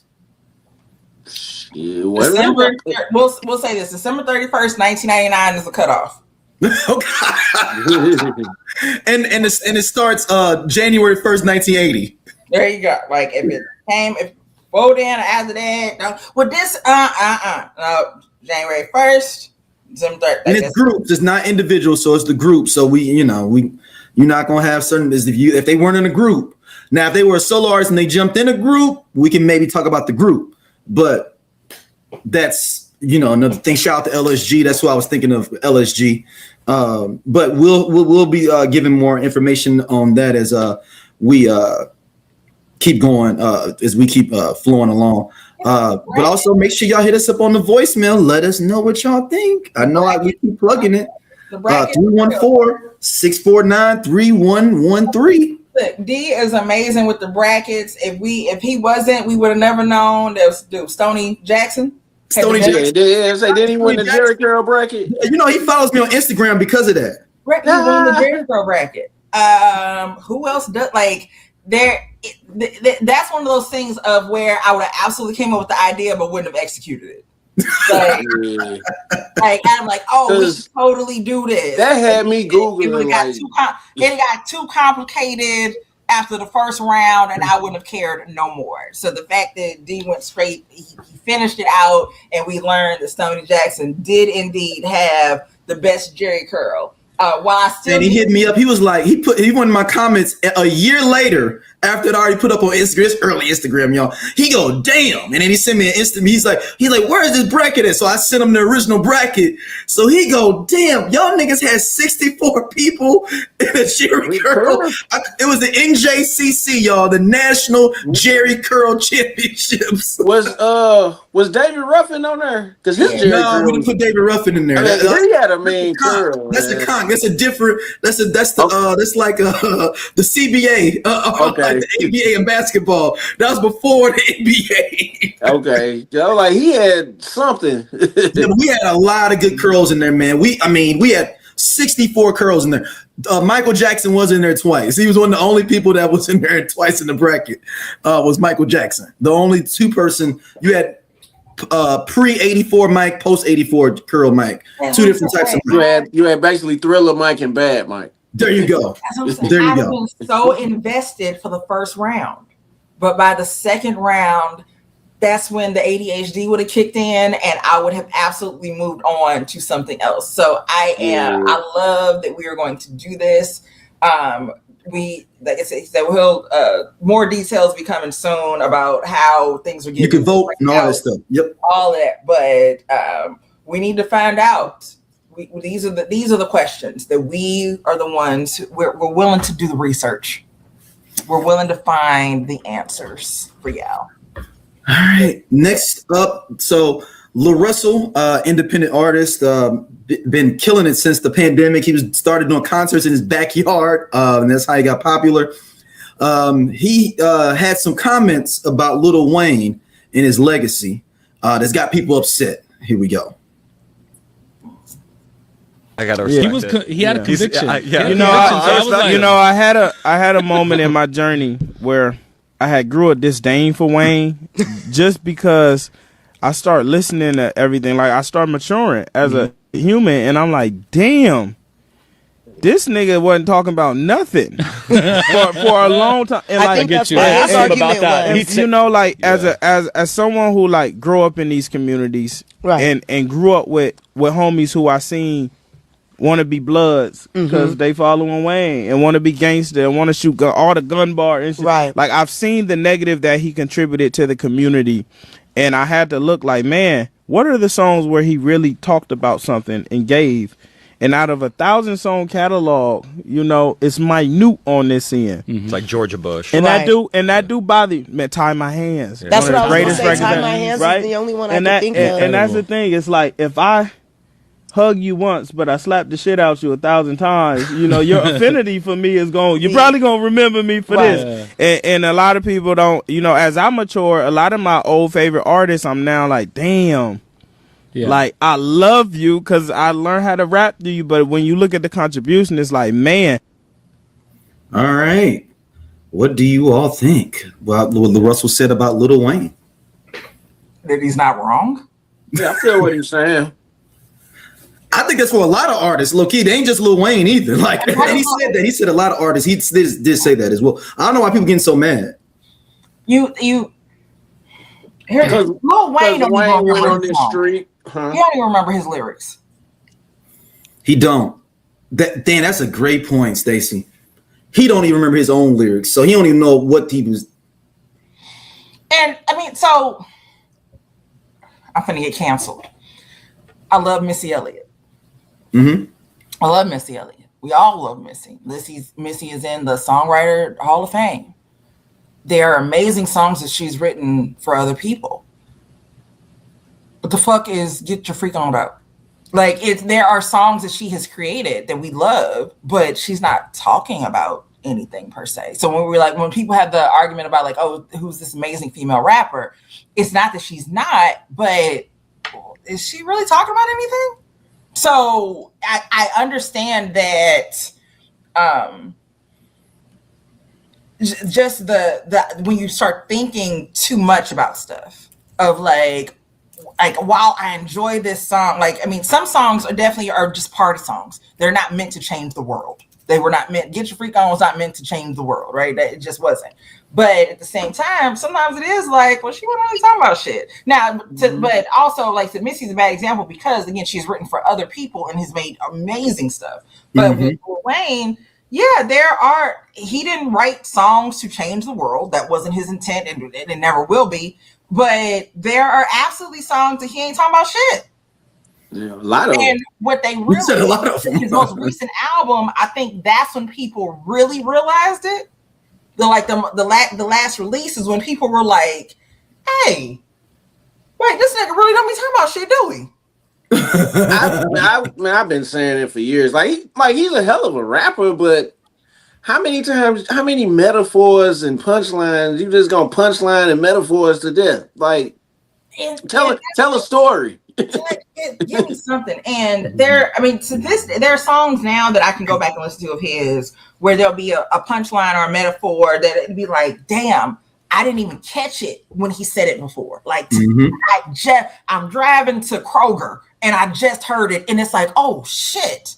Like, I didn't catch that. Like, you caught the first metaphor, you didn't catch the second one. So you absolutely get credit for being able to do that, right? To be able to throw these punchlines and metaphors in there. And again, like, it's we can talk about the Wheezy F Baby, and the F is for phenomenal, but we can also talk about that G's women signs like lasagna, right? Like things like that. But what the fuck are we talking about? Like the last album, I think, really solidified people being like, wait a minute.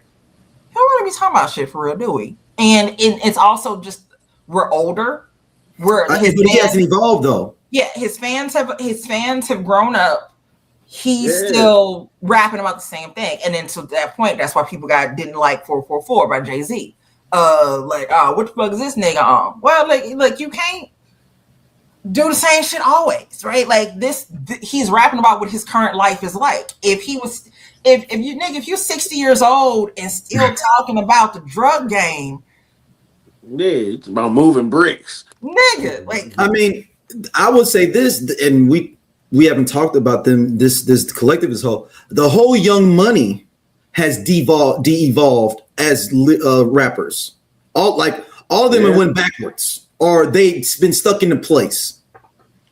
And it's funny that at one point, like, you could say what you want about Drake, especially at the beginning Drake. He's de-evolved from that Drake to something else that is that Drake. It's almost like he went reverse history, where like he's doing the prequel of himself before that post part of himself.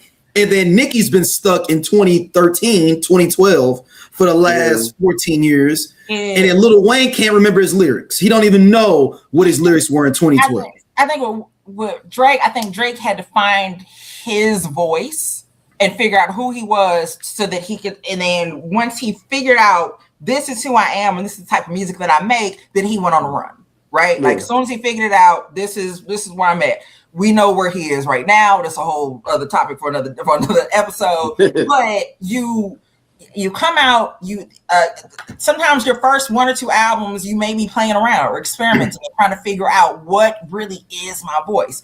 And like I said, so with Drake, I feel like once he figured out, this lane right here, I got something with this. And he went down that lane. And he was very successful in that lane. But when he trying to step outside of that lane is where the trouble started. Nicki, everybody talk like everybody was like, oh, mixtape Nicki. So I didn't listen to mixtape Nicki. Like by the time I got on the aware of Nicki Minaj late, I think she'd already gotten the deal by the time that I became like really. Yeah, that's when I got hip to her. So when people talk about like, oh, mixtape Nicki versus the album Nicki, I understand that it's different, right? There is the commercial version of her versus the raw version of her, and most of her fans are still holding on to mixtape Nicki versus the pop star Nicki. And her as a pop star that's how she was able to gain that extra success. Again, you got to figure out, how do I make them like me? What do I do? She couldn't stay mixtape Nicki to become the Nicki that to get the money that she has. And then of course we played, at what cost, right? Like at what cost does that, because we see what the hell she is now. She out here politicking for a pardon and citizenship. It's anyway. Yeah, I think to your point, all of Young Money, like it's music changes and life changes. Like, and sometimes you have to be a product of what is going on in the world. And if what you were talking about isn't relatable to anyone, you're not going to be successful. Period. Yeah, and it's not just, like I said, I know people are taking it hard because it was Lil Wayne. It's a lot of artists that are like that. Like, it's a lot. Like, but I think Lil Wayne is the poster child for it, because he has some of the most egregious lyrics on the other side of it, like beat you up like when he's talking about Emmett Till, beat the pussy up like Emmett Till. He's got all kind of other lines where you like, oh, dude, you're not even substantially understanding and knowing what you're talking about to even be using some of these lyrics. Let me pull up some more. And I think that's why he probably took the blunt of that. Yeah, like I said, he don't even remember the lyrics anymore.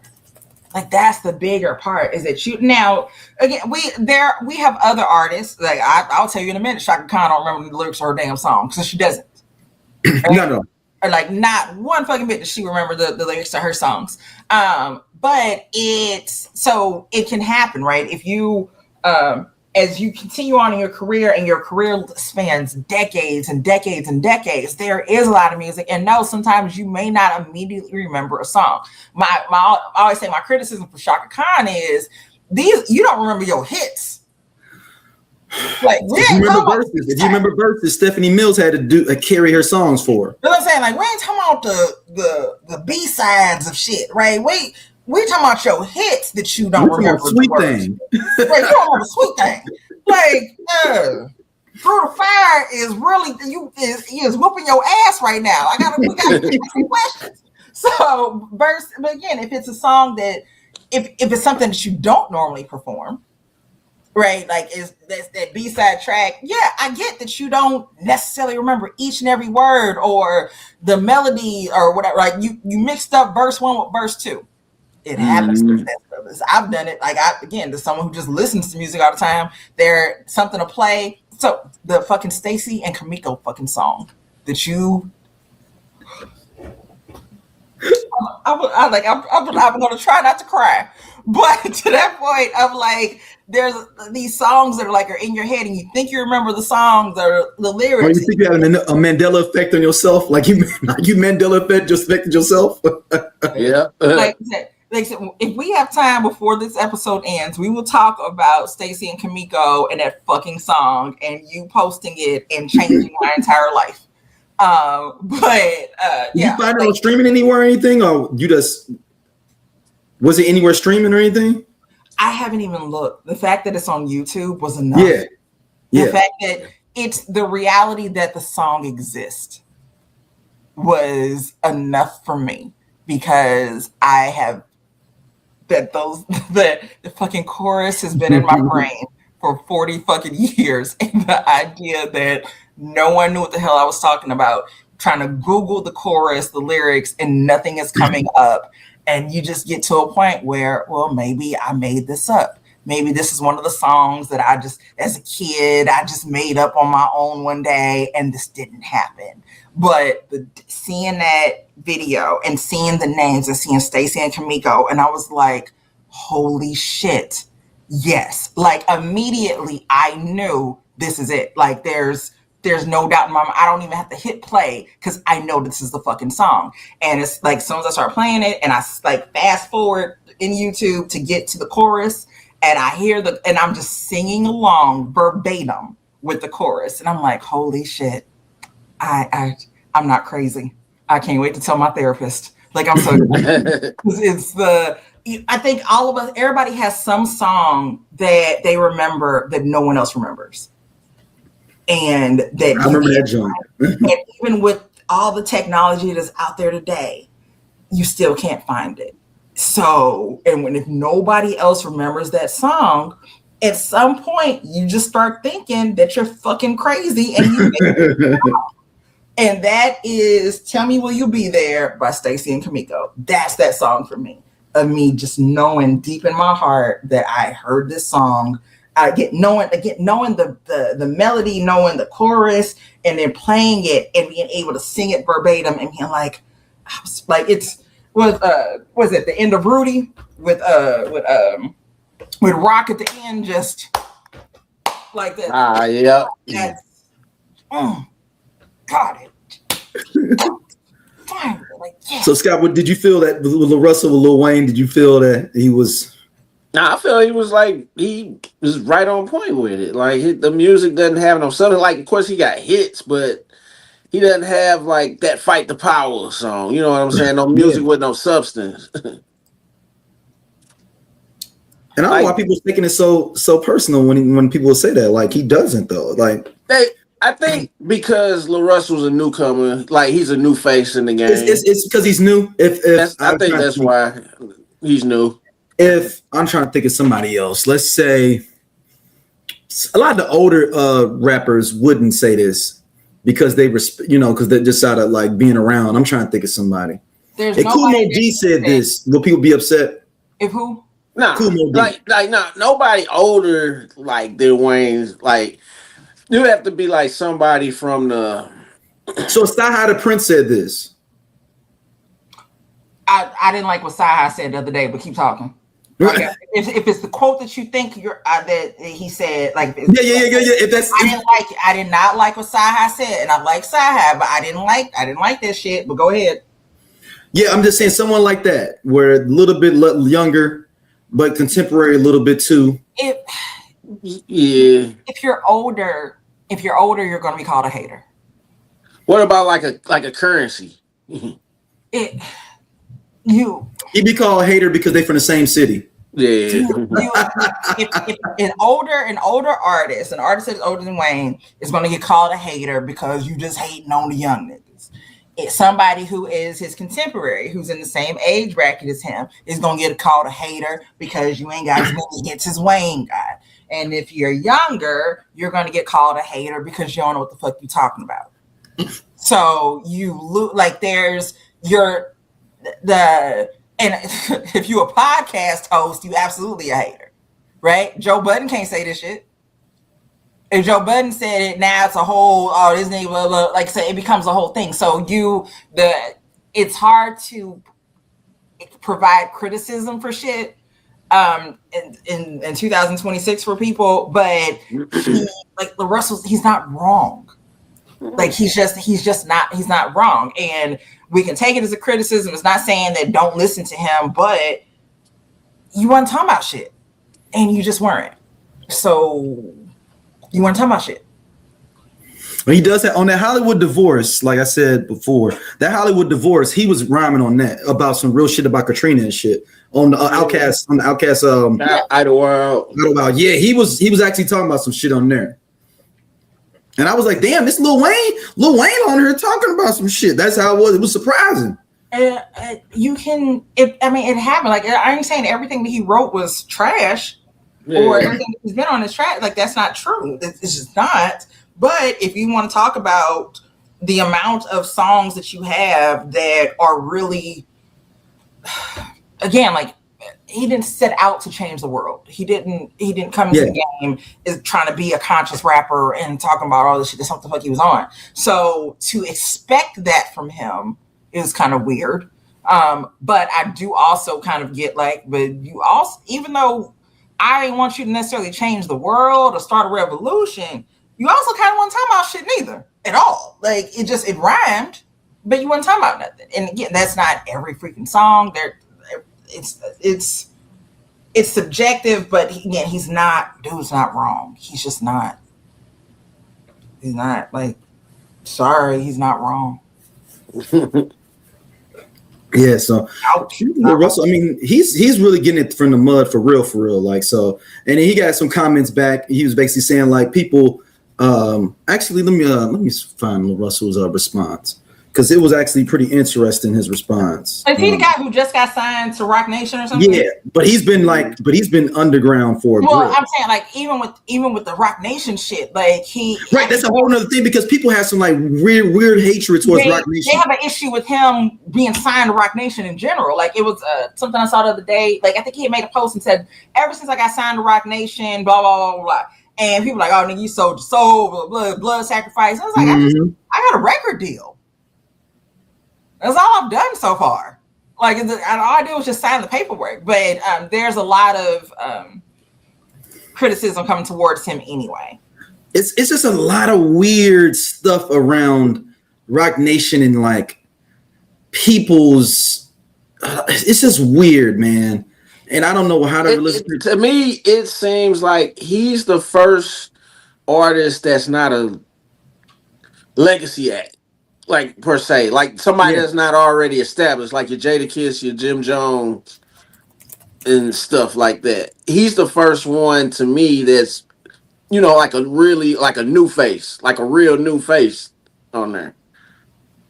Because everybody else we pretty much know. Well, so to that point, when J. Cole signed, he was still mixtape J. Cole. Well, yeah, but but Cole left and did his thing, became Cole. But I think you're not. But Cole just recently left though, didn't he? I think he just left. Yeah, for a while. So it was because even by the time BP3 Stars Born was out, J. Cole had already had a couple of mixtapes. Yeah, and that was what, 2009, 2010? Yeah, so he had a couple of mixtapes, but again, he wasn't, for lack of a better term, he wasn't a household name, right? Mm-hmm. Like if you knew him from his mixtapes or you like whatever, right? So some people, that was the first time they'd heard him was on that track versus other people we listened to the Come Up, the Warm Up, the something else. My first time hearing them was that Miguel song, that Only You. Oh, damn. Yeah. That was my first time hearing them. How the fuck did I hear J. Cole for the first? Because I heard the warm up and all that stuff. Like I said, I listened to the warm up. Like, but that's when I was, every week I was on Dat Piff trying to download something. Download new stuff. Like, so I'm trying, like, I don't know. Here's Russell's response to everybody, too. Hold on real quick. I'm going to blow the whistle on the industry real quick. In the industry, is two forms of marketing that's used heavily. It's seeding and it's clipping. Whenever you see academics, say cheese, rap, bars, etc., all posting the same thing around the same time with the same narrative, that's a seeding campaign. That means someone gave them a budget and some content and a narrative to spread to the world. These two things have been monumental and beneficial to artists like myself as well, because whenever I have a viral moment, I'm able to mass distribute the moment to the world. On the flip side of that, most of these places don't have no integrity. So as long as you got the budget, you could get them to post anything and use their platform. Yesterday, probably like 20, 30 platforms across Instagram and Twitter all posted the same clip of me at the same time with the same narrative. 30 niggas thinking the same thing, watching the same interview at the same time. None of them have ever posted anything from me. They ain't posted when I paid rent in my hood. They ain't post when I bought our restaurants. They ain't post when I helped these kids. They ain't post nothing I've ever done. But randomly, they all watching this interview and decided we should post this. And the title says, LaRusell says this about Lil Wayne after signing to Jay-Z. What the fuck that got to do with anything? That's somebody with a budget in content and the narrative saying, hey, go run this. Niggas want to try to tarnish what a nigga built, but you can't. The problem is God chose me, nigga. Man can't stop what God put in motion. They doing everything they can because I did everything they can't, nigga. I broke the system. I made it from my fucking backyard. It ain't ironic that all of a sudden niggas talking about LaRusell everywhere at the same time with the same narrative. It'll never work, nigga. I'm from the fucking Bay. Nigga, I break the internet. The internet don't break me. In the words of the great Dwayne Carter, real niggas fuck with me and I don't give a fuck who don't. And niggas can spin it however, but you know, my message wasn't even out of malice. I love Wayne. I wouldn't be the rapper I am today without. He inspired me to do so much. He inspired me to have bars. But he also inspired me to smoke weed, sip lean, fuck bitches, shoot guns, all those things. And I turned out great.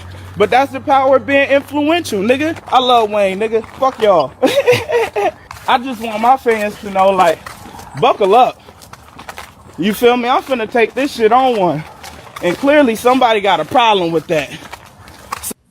All right. That was his response back. Hey, he's not wrong. I mean, any communications major. Yeah, that was the he's not wrong. I mean, like, so agenda setting, framing, priming, all of that is a part of media. Like it's there for a reason. We deal with it every single day. So whether again with the agenda setting, it is the idea of we are putting this specific information in front of you for you to look at. This is what we're choosing for you to look at. Or again, framing, how is that story presented? So that's what's happening right now, is that framing part of it, of we're framing this as he is hating on Lil Wayne. That's not what was said, but that's what we're framing it. So it's any first semester comm major can tell you this. I got books over there right now that'll explain exactly what the fuck he is talking about.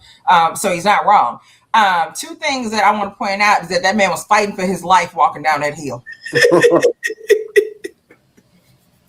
Gravity was gonna fall in. Yeah, he said he was gonna fall down. That young man was fighting for you. Too young to be fighting for your life like that, going downhill. Fighting for your life. One slip trip. And then also I got distracted because at the very beginning of the video, there's a 4-door like sedan that is sitting on. He walks past it. I looked at the car, and I saw a town car. And I was trying to figure out what it was. That was a town car. So this it was white. Yeah, I saw it. I can tell you right now that I missed a significant section of what he said. Got to figure out the car. I saw the car and I'm like, yeah, it looked like a 96. Like something, all of that shit. This is why Scott is my brother, because he's one, not only did he see it, but two, it's the fact that he's like, it looked like it's about 96, it's about a town car. So that is my brain. That was my brain. I saw it. Like he walks past it, and I'm like, that's an old ass car. It's an old ass car. A town car? A Lincoln town car? Looked like might be a Lincoln town car. I wonder what year that car is. And then I saw the white van that did without the windows. So I saw the kidnapper van. I got distracted. Lacey likes cars. So we got some quick hitters before we go to our revisited. YoYo describes her experience of going on Martin to be Keylolo. I thought this was pretty funny, and it makes sense of how silly Martin is. K-E-Y low. Keylolo. What was the other ones? The other hood girl that was her friend? Oh, damn. Kim Fields, not Kim Fields, Kim Coles. No, it was another girl. The one, that loud one. Now, so there's a Laquita. Laquita, that's what it was. Laquita. What is Laquita? It's Laquita. Laquita got more screen time, but there's the episode where they are when they won the car. Yep, and they all in the car. Yep, that Jeep, that white Jeep. It is Shanae, it is Keylolo, and Kim Coles. I don't even know her character's name. What Tommy driving them around? Tommy was driving. Was it Bonquisha? It might have been. So I think Kim Coles played Bonquisha because she had been like thinking to herself about having her a tall, sensitive man that was bald headed like Montel Williams. It's a whole thing. Like I can recite that scene. Okay, like it's a whole thing. Like in its pieces now, even when they play it on reruns, there's a portion. There are lines that are cut out. Like period. Like when Shanae, like when somebody honks the horn, they get into it with somebody. Shanae looks out and she's like, "Is that your wife or is your dog walking backwards?" Yeah. They don't play that anymore. But yeah, he said, "What are you talking about, Kahlua?" Kahlua. My name is Keylolo. All right. Key Low. You got it. And don't forget it, Baldy. And that's when Kim Coles go. Don't worry about him. Whatever. I've always been so sensitive. Again, it's embedded. I wish they would have kept YoYo on there for that one episode. And they was trying to get it to that social club. They trying to get in a sorority. It was like a sorority or something. Yeah. Right? Oh my God, would have absolutely loved that. And then they said, "Go get and Shanae just going off about how you ain't like call me. Then my 2 o'clock in the morning. Can you come over? No, you can't come over. Like that's real. And it was like LaFons. That was her boyfriend name was LaFons. Yep, LaFons. That's played by AJ Johnson. Yeah, and like quality television. Here we go. And if you ain't got no rims on your hoopty, don't be trying to scoop me.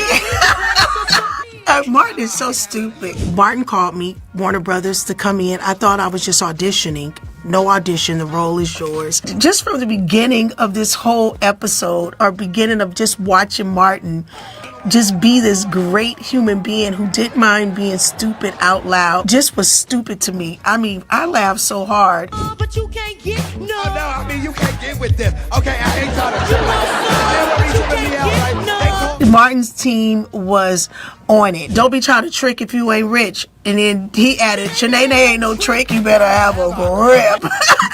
He wanted to make a character called Keylolo, who was going to be Shanae, a character that he had created, best friend. So when we first did it, I was really shy about it because I didn't know if I was making the hood girls feel like we were degrading them. But in the beginning, I was feeling a little shameful. Like, I don't want to make it seem like Tashina and Tisha were treated better, and here we come in here acting like the ghetto girls, even though it was a character. So the YoYo part, the Yolanda part of me was feeling a little way about it. Getting into the character, I had to really get into the character to really appreciate the concept of what Martin was trying to do. To have done this when I was 18 years old, 19 years old, and to still be getting royalty checks, you know how much it comes on? I get royalties from that.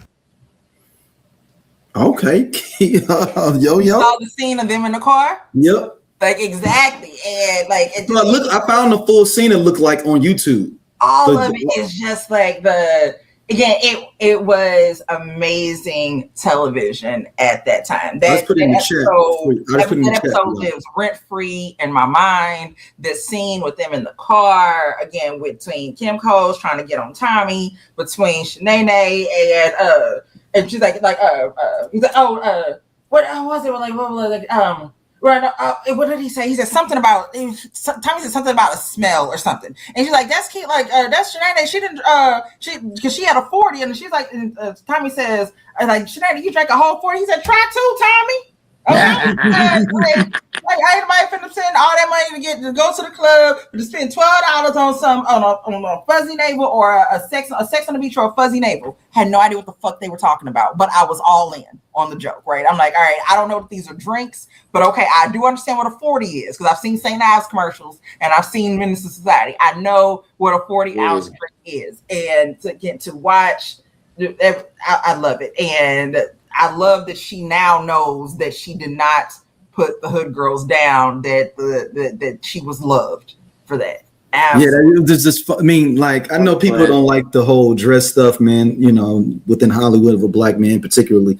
But Shanae was a funny ass fucking character, man. Shanae, Wanda, and when Eddie Murphy do all the Nutty Professor characters, the grandma, and the mother. They're supposed to do that Skanks movie, remember? Was that a real thing? That was they said after that it was like it was in talks to them to do it for real. Okay. I didn't think it was a real thing, but it's Martin as Big Mama, fine or whatever, right? And we get the premise of it, and even him doing Shanae, which again was an ode to his sister. And if you see Martin's sister, you absolutely get it. You absolutely see like how Shanae came to be. But at the same time, Shanae wasn't a stereotype yeah, she had the dookie braids and she got the cross colors on, but Shanae was an around the way fillet. Okay, she had her own business. She had she was an entrepreneur. Like she was an entrepreneur. So like again, she's in this group that Pam and Gina are trying to get into. Right, but Shanae already owns her own place, so like already owns her own beauty salon, all of that. So if there was, there's the funny part of it, but at the same time, like I mean, no, like Shanae wasn't this beautiful woman per se, right? But at the same time, like she had all these other attributes, so it wasn't so much of making fun of women the way that some guys who are dressing as women are doing. Right. While there are sometimes I'm like, dude, like, why do you gotta dress up as a woman to be funny? Because why there's always a guy that's like, this is how women act, or this is how women really act. Yeah. Like, and it's like, for me, it's like, how come y'all don't show how men act? You don't know? You don't know how real men act. So there's that level of it. But for like Shanae, Wanda was meant to be someone that was made fun of, right? Wanda was supposed to be the ugly girl. The ugly girl. Right. She was supposed like that was what her role was. But like so with Shanae, it wasn't like that. She wasn't the only person who didn't like how she looked really was Kid. From Kid, or that episode. And even with that, Kid ends up kind of like, and Gina checks him on that. Like, so it was never about, I will say this, even him playing his mom or whatever, right? You're playing a female character. It was never about, she was never the butt of the joke is what the bottom line is that the woman was never meant to be the butt of the joke versus other shows where that's the point is that I'm dressed as a woman and she is the butt of the joke. Yeah, it was always funny.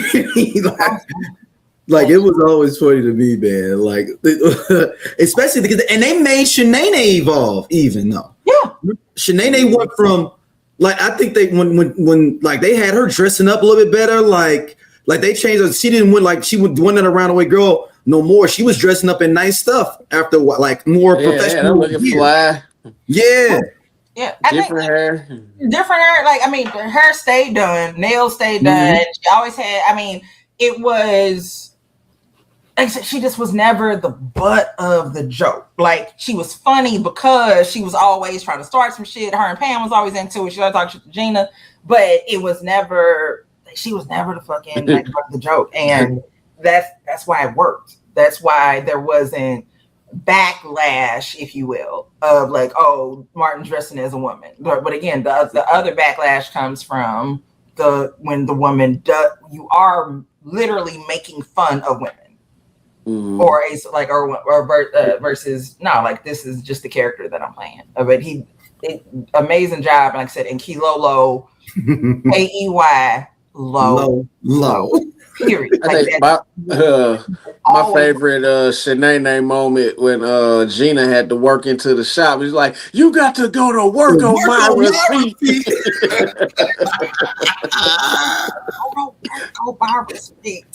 And she brought out that welder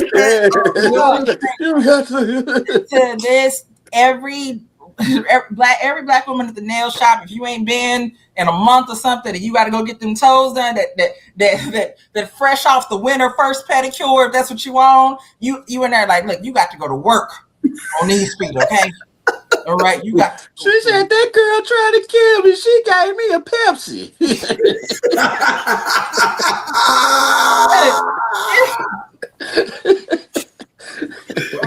Like it's apps like that for comedy. And again, this is Shanae's business. She runs this salon. Gina had to come to work for her. Yeah, she needed them tickets. She needed them tickets. Like it's again, Shanae ain't the butt of the joke. This is her business. She making sure that her client, she got to take care of Myra's feet because Myra's one of her best clients. When Laquita came in and Gina was like, she's like, oh, is that what you really want to do with your ass? She's like, like, now that girl over there, she too bougie for me. I'm gonna go over to Juanita's Bump and Curl, and I'm gonna go which is how Stacey and Smith, Hot Girl Bump and Curl, which is still in business. Okay, Hot Girl Bump and Curl is still in business, low key, but that was literally our beauty shop in college at SEMO. Towers South room number 305 was Hot Girl Bump and Curl, and so that's how we made our money.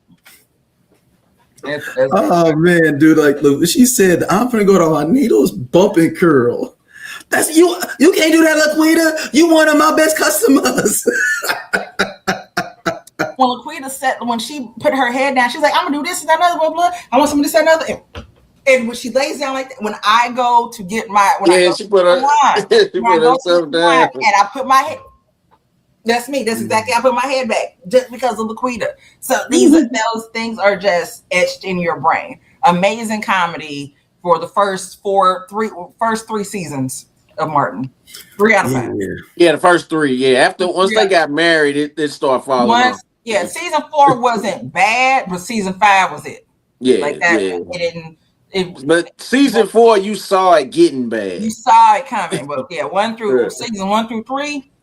Oh yeah, good. Yeah, once they got married, it just kind of went downhill. The writing wasn't the same. Once Gina left, and shit just didn't make sense no more. They started talking about her job more. Right, and Cole got stupider, which is a whole other thing. Then he got a dumb girlfriend. And he has a like again, what did I say before? You add a kid to the show, then that's when it starts going down. Also, again, when your character starts getting dumb, how the fuck did Carlton end up being kind of weird and silly?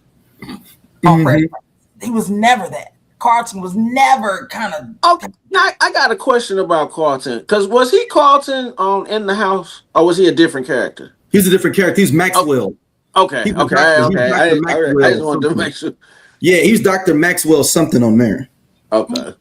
Anytime when your character changes, not for the better, right? Not that you grew, that you start getting dumber and dumb. Saying Boy Meets World, the brother Eric. He got funnier than me though. As the season got dumber, and then you start. And he was in college. He got dumber and dumber and dumber. Carlton didn't necessarily get dumb, but he got goofy, and then he was never that. Ever was he goofy. Then all of a sudden you make him goofier, and it's like, okay, so how is Will the logical one now? That and he how the fuck Carlton the mascot? Like it doesn't when you start doing shit like that. So again, Cole was never the brightest bulb in the tandem bed, but he wasn't that stupid. No. Like by the end, that you wondered, how does this man dress himself every day? Like that's how dumb they made him. I wonder, you know what? I wonder if they wanted to, with his character, to have an excuse to why he was still living with his mama, like where it wouldn't just like he's just that dumb. That's why he lived with his mom. To to that. But not the Tommy with no job thing was a funnier thing that got funnier over time. The Tommy with no job thing did get funny. So Cole works at the at the airport. He cleans. He was a vendor. Right? Remember, he was a vendor. He put the food on the planes. Right. So there's only so much money he's gonna make, right? And he stays with his mama. He can't stay with nobody else because he's trifling. He tried to stay with Martin, like we found out trifling was, and his mom was the only one who could put up with the shit. So you get that. There's some niggas like that right now. It's like that. Okay. True. So we understand. So it's not about him being dumb. It's just the fact that shit. Why live somewhere else? I can stay with my mama. She cook. Right. Nigga, I'm making $7.25 at the airport. I'm good. Like I'm. This is my life. Like I got the pacer. I understand. And I mean this with all of my heart. There are men right now who only moved out of their mama's house because the woman that they were talking to was like, I want to be able to come over to your home. Like, I don't want you to only be able to come over to my house. Like, they had to move because they got a girlfriend. Otherwise, they would have never fucking left their house. They never get no pussy on my mama. Bro, there are men right now who would have never moved out if it wasn't because of whatever woman that they were dealing with. Like, they wanted to move out. Like, I know people who literally moved out of their mama's house and then they bought their first house or got their first apartment with their girlfriend. Like, that was the reason to leave. If it wouldn't have been for her, the girl, they'd have never fucking left. Because why? My mama cooked for me. My mama cleaned for me. My mama blah, blah, blah. I ain't got to pay no rent for real. I just got to make sure that I do this. I take trash out, cut the grass. That's it. Leave the house for what? So, yeah. So, the idea of Cole still living at his mama's house makes sense. Yeah. And like, he's not mature enough to, like, he sees no reason to not live there anymore. And I think even at the end of the show, with him, like, what was the dumb girl? Shanice, I think was her name. I think they ended up getting an apartment together, but him and Big Shirley didn't have no place together. Like, he would go to Big Shirley's house. Big Shirley had all them kids. He would go to Big Shirley's house. Yeah. That was it. It wasn't in so niggas would right. Hey, now you remember it was like on season 1, they actually show Big Shirley like a chick walking with the uniform again. They made a bigger Big Shirley character, and then eventually she became she was so big she was no longer on screen. But there was a woman who played Big Shirley. Like on season 1. Absolutely correct. She absolutely, like I said, and after that she was too. And when he said that she put the leg up and he put it down. I dropped it down. She said she came down on me. Look, what you mean she came down on you? She dropped it and put it down. Came down on me. Just stopped in midair and just came down. Yeah. Miss Shirley had a whole bunch of kids. Miss Shirley was a good woman. She had a whole bunch of kids. At their good airport job. Yeah, and I think even shit when Martin ran away. And Cole comes over and it's like, y'all got any milk? Big Shirley kids drank all the milk. He couldn't get no cereal that morning. It was a whole thing. And then he came over and he comes over. So like, yeah, her and the kids. Oh, I forgot to get this to you. Oh, yeah. And also, Martin said this, blah, blah, blah, blah, blah. And taped over. And half of it taped over with good times. So, perfect Cole. Absolute perfect Cole. Come up with a bowl of cereal, need some milk, because Big Shirley kids then drank that. All right, so we're gonna revisit albums as we always do. Since this is White History Month, we are revisiting John B's second album, Cool and Relax. First album John B had was Bonafide. Had the singles "Pretty Girl" and "Someone to Love." Bonafide, the first album. Because you ain't Bonafide. That is an old brother, where out there reference. There are 2 white people who watch this podcast who understood that. So John B, he was one of those singers. We didn't know he was white until the music video because we just thought it was a duet with, who's that duetting with Babyface? I don't even know. It sounds good though. And then you saw the music video. He's like, I think he Puerto Rican. I think that was the first phase of people saying, I think that John B's Puerto Rican. Then I think they was like, I think he biracial. Like he mixed. Then I think they just saw him say I'm white, and then people had to accept that he was white. Yeah. There's a dude who I work with at Citibank who I used to tell all the time, you look like John B. And he'd be like, what? And I'm like, you look like John B. And he didn't get it. And I'm like, go look up John B. and you look exactly like him. He also went to, so the dude actually ended up, like, he went to McClure North. And I'm like, you went to McClure North and you don't know who John B is? Like, I'm like, that's, for me, John B. is a dude from North County who went to McClure North. And that's why he's able to pull this off. Yeah, they number black girls. He dated white and he dated black girls because who else was he supposed to date? That's who lives in his neighborhood. Is it McClure North or is it McClure? Because McClure North, he can kind of pocket himself off in the 90s and still kind of be around other white kids. If he went to McClure, though, I know some white guys went to McClure that would give us all a run for our money. Either one. Well, we can either one can work. Like either one can work. Just very, like I said, at the end of the day, he was the white kid that went to Jennings. I'll allow it. Like I'm sitting there thinking, that white boy at Riverview. You got to go McClure North because the white kid from Jennings, the white kid from Jennings is more Eminem, right? The Jennings, like that hit me a little hard. Like that hit me a little hard. So I'm like, I'm sitting here thinking, like in the 90s, where the fuck would he have lived? Yeah, but John B's a little bit more refined now, so we got to give him a little bit better. Like McClure North sounds good. That's it.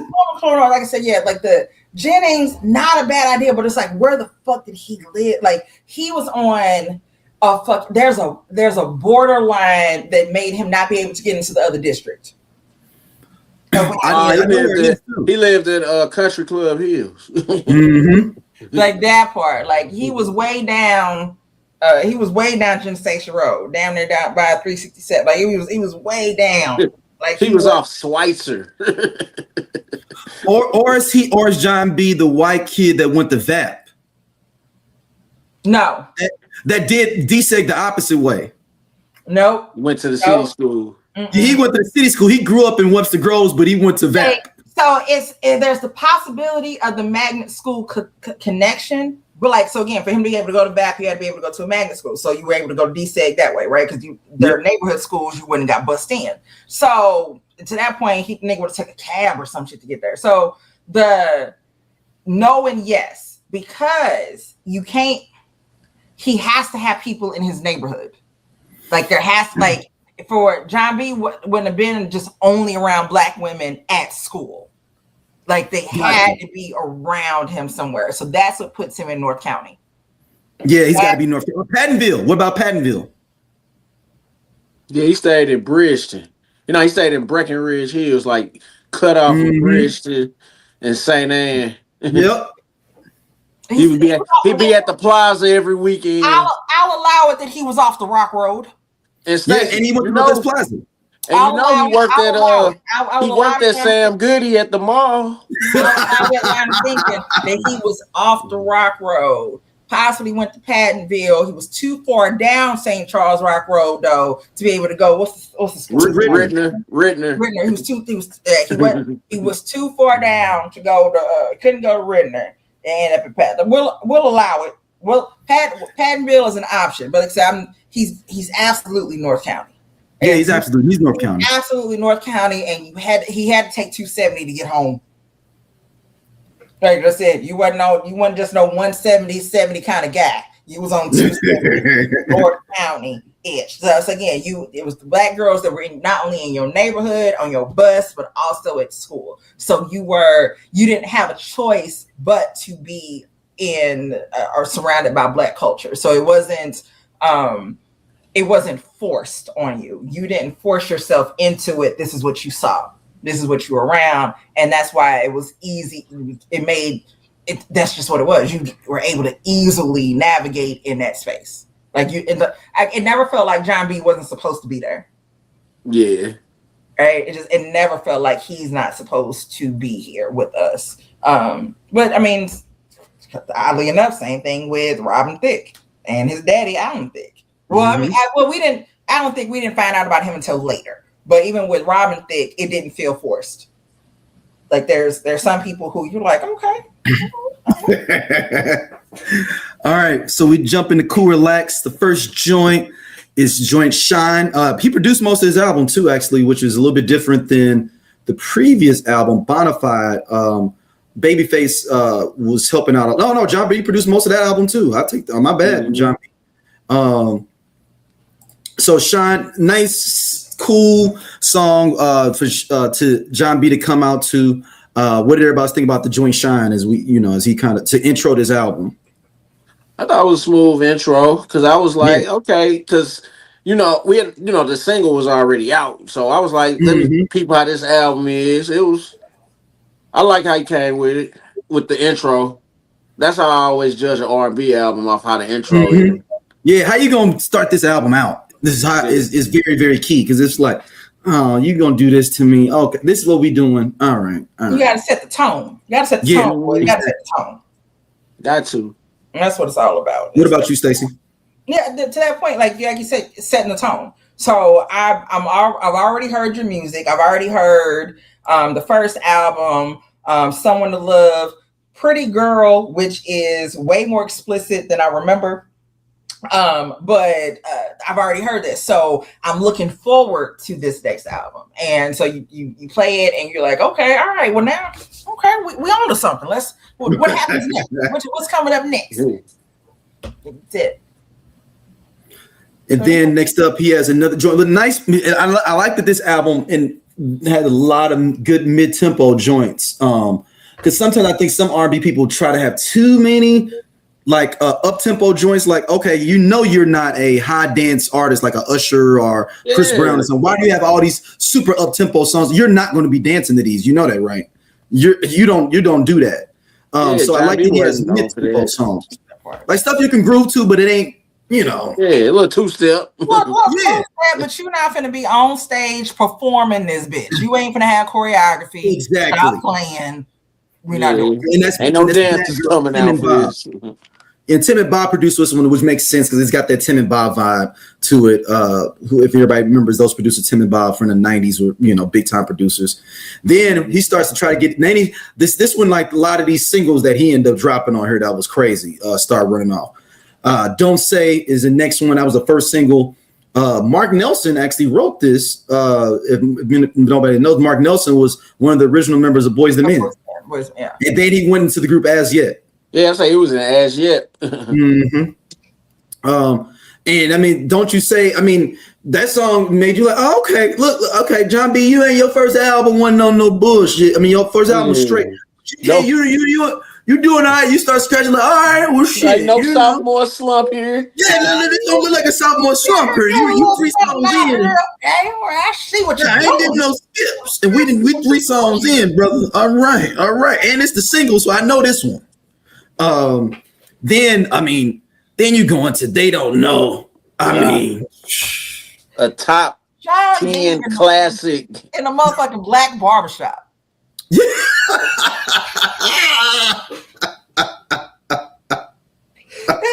What's the barbershop on that bridge? Was it Leroy's? Leroy. Let me find out this and go to Leroy's, get lined up. Like it's but yeah, They Don't Know to this day.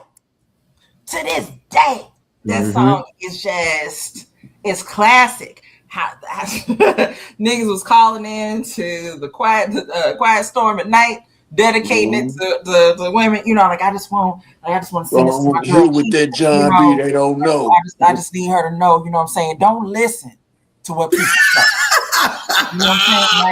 You know what I'm saying? They don't know about what about me and you. You know what I'm saying? So go ahead, Doc Love, you go ahead and play that They Don't Know about that John B for me. So for my girl Keisha, she listening. So no. Doc start asking follow-up questions. So you're gonna be what happens for you, your girl, to think that they don't know? Like, you like, they don't know. Valentine's Day just rolled around, you know what I'm saying? Like, she feel a certain way. She feel because I didn't buy her anything or take her out. That, What'd you do for Valentine's Day? What was you doing on Valentine's Day? You know what I'm saying? Like, I had to work. Right, never really answers the question, right? That's all it is. You know what I'm saying? But she gonna let her friends tell her that This is that, and all I'm saying is they don't know about us. You worried about what your friends over there talking about, just like, and her friend Nicole can't like now Nicole. That's why they single now. That's why they single now. And Nicole can't keep a man over there. So I'm saying you over here trying to tell my gal what we got going on over here. Like, so it becomes a whole thing. Hey, that did used to be a thing. Like, why you listen to her? She ain't even got a man. They ain't got shit to do with nothing. Nothing. And it was actually making me laugh because X before last when I would say something that he didn't like we'd be being funny, he'd be like, you know what? That's why you ain't got no man now. Wait a minute. Ain't we? I thought we went together. Ain't we? That's why you ain't see that Matthew. Or that's why you ain't got no man now. Wait a minute. No, but yeah, they don't know. To this day, it's a bop. Like it's the kids, or I don't know if they even say it's a bop anymore, but it's a bop. Like it's a good song. It lasts through the test of time. It doesn't have, and that's one of the biggest things is 20 years from now, can people play this song? Yes. Yeah. And we 20 years later. We damn near 30 years later. And we're still talking about this song like it just came out. And again, I haven't seen the video and I don't know how long, but I remember him being in that barbershop. Yeah. So I just remember a barbershop and a turtleneck and a big coat. A turtleneck kept your woman. Okay, mm-hmm. That's the problem. Oh yeah, in the late 90s, early 2000s, and ain't had a woman since. Okay, right? A turtleneck is what kept your woman with you. All right, a turtleneck kept her, and it's essentially as a light, like a light color, a white beige cut with turtleneck. They Carl Thomas. Mm-hmm. Yeah, I mean, put on a turtleneck and get your woman back. Put it on turtleneck and get your woman back is what you can do. They don't know. Again, classic to this day. Like what is actually I'm sitting here looking, thinking about it. Like, what is the charts on that? Like it went platinum. It's only platinum now. Like it's only platinum. The fact that it's not double platinum or triple platinum is like kind of weird. I wonder if that's because of the next single that we'll talk about in a minute came out right after it and right before it. Because they don't know it's diamond in the hood. Right.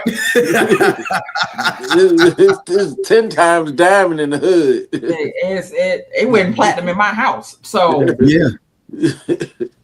That is there's not even a lot. Like that's insane. Like the amount of information on the song on Wikipedia is so limited. And it's like, how? Like, y'all, why isn't there 3 pages worth of stuff about this song? And it's the reality of what goes platinum in the hood or what doesn't translate. It resonate the rest of the world. Yeah. Then next joint, this one of the joints I did not like. I didn't like Can't Help It. I just never cared for this song. Just, I mean, I don't know how y'all felt about it. It was all right. You can skip it. Yeah. Yeah. And then he gets back on track. Cool and Relax, the album, the title of the album track. Yeah. Love this song. Love Cool and Relax. Love it. Like it's just a laid back vibe. As the kids say, it's a vibe. It's a slap. It's the writers and the production on it as well is where that is what helps. The Umar fucking did it, which is fucking Raphael Sadiq, fucking Q-Tip, and Jay Dilla. Writers on the track include Ali from A Tribe Called Quest. Mm-hmm. So you expect nothing less. if the vibe was off, you'd be like, well, what the hell are we out here doing? What is this? Like you've set yourself up for success to have this going to be like that. So yeah, it makes absolute sense that it's a vibe because of the production, the writing, and all of that. It had to be. And then here comes the real hook banger, which is the reason I think that They Don't Know got overshadowed, is the posthumous Are You Still Down featuring the great Tupac Shakur, produced by Johnny J, who produced a lot of songs off of All Eyes on Me as well, particularly the second disc. I think that was Tupac's last official feature before he died. Yeah, and I didn't realize, and as I'm looking at it now, I didn't realize that Are You Still Down dropped as a single before They Don't Know. Yep. Like, I didn't know that either. I thought They Don't Know. That's why They Don't Know didn't go as big as I'm saying. That's so interesting. But like at that point, well, and then there's also it's 90. It's weird. Like it's 98. So that it's. I think it's just because we knew that this was really Tupac on this song, and to have the video and to have for it to come out. But I'm sorry, They Don't Know is better than Are You Still Down for me. Like, but Are You Still Down isn't bad. Like at all. Wrong. They Don't Know is a 90s top 10 R&B song. Period. I agree. Period. But Are You Still Down is Pac? It's like Pac in that pocket of that passionate love that people love to hear from Pac. That's why.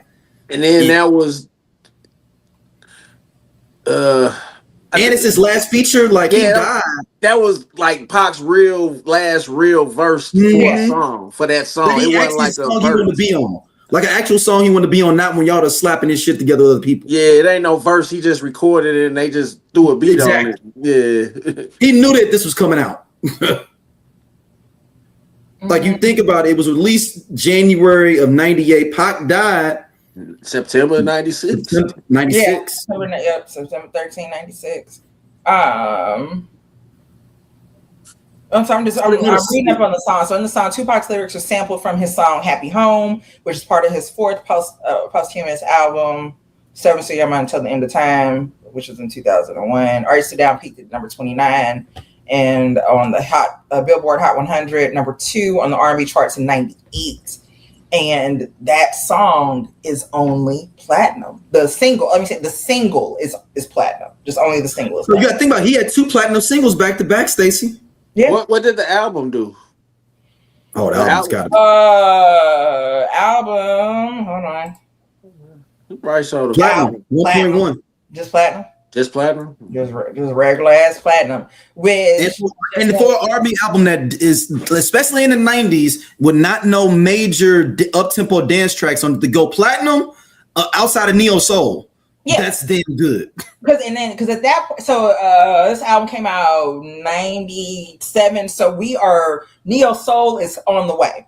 Mm-hmm. Yeah, we a year before Lauren. Like it is. What Neo Soul is already here because we already got D'Angelo and Maxwell and Erykah Badu. Baduism is already dropped. When did Baduism drop?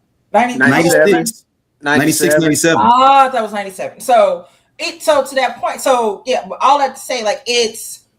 Neo Soul is there, like it's in this infancy, but it's like it hasn't. We didn't have as many artists, but it existed. So those songs fit right in. So R&B is we're shifting to the next section of R&B, which is that Neo Soul part, right? And he's able to easily, I ain't gonna say easily make the transition, but those songs like They Don't Know and it's definitely with Are You Still Down, you're able to easily just kind of squeeze on in there and make room for yourself. But like I said, it is interesting to me there was only platinum. But also we live in a world where being platinum isn't the same as it was before, but we also have to give credit to the reality of you had to go out and physically purchase something. Like there was no, I can sit here and just stream it. I had to get up and go somewhere to buy it in order to have it. And there's that's crazy to me that it only went platinum, but it still went platinum. So yeah. And then then after that, Babyface, of course, he still was like, I still got to get me a track on here. He produces the joint Pride and Joy, which is your classic Babyface production. Mm-hmm. Him and John B worked well on it. Classic, cool, good song. Then I Do What You Say, Boo, another single. He ran 5 singles on this over 3 years, which is crazy. Yeah, because when that I thought that was on another album. I didn't think that was on that. I thought that I was like, oh damn, he got a new song, he got a new album coming out. And they were like, no, it took so long to come out, so it didn't drop as a so they don't know it was March 17th of 98. What You Say Boo ain't come out till September. So you took the rest of the spring and the summer off. Yeah. And then came out and dropped that. So yeah, it absolutely makes sense that you would think this must be a new album. If you didn't already have the album, you're like, oh, this nigga dropping something new. Let me go grab that. It's like, no, couldn't find out it's on the same album. Which is I think it's always funny though. Like sometimes there are albums that have a song that you didn't hear initially, and then eventually they drop it, and you're like, so Get Low, Lil Jon. I had the fucking album. Get Low is further along on the track. So you hear Get Low and you're like, where is it?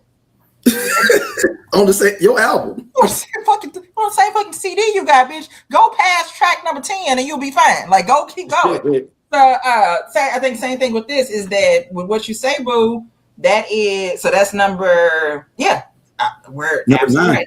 That's track number 9. So Don't Say was 3. They Don't Know is number 4. Cool Relax is number 6. Or Are You Still Down is number 7.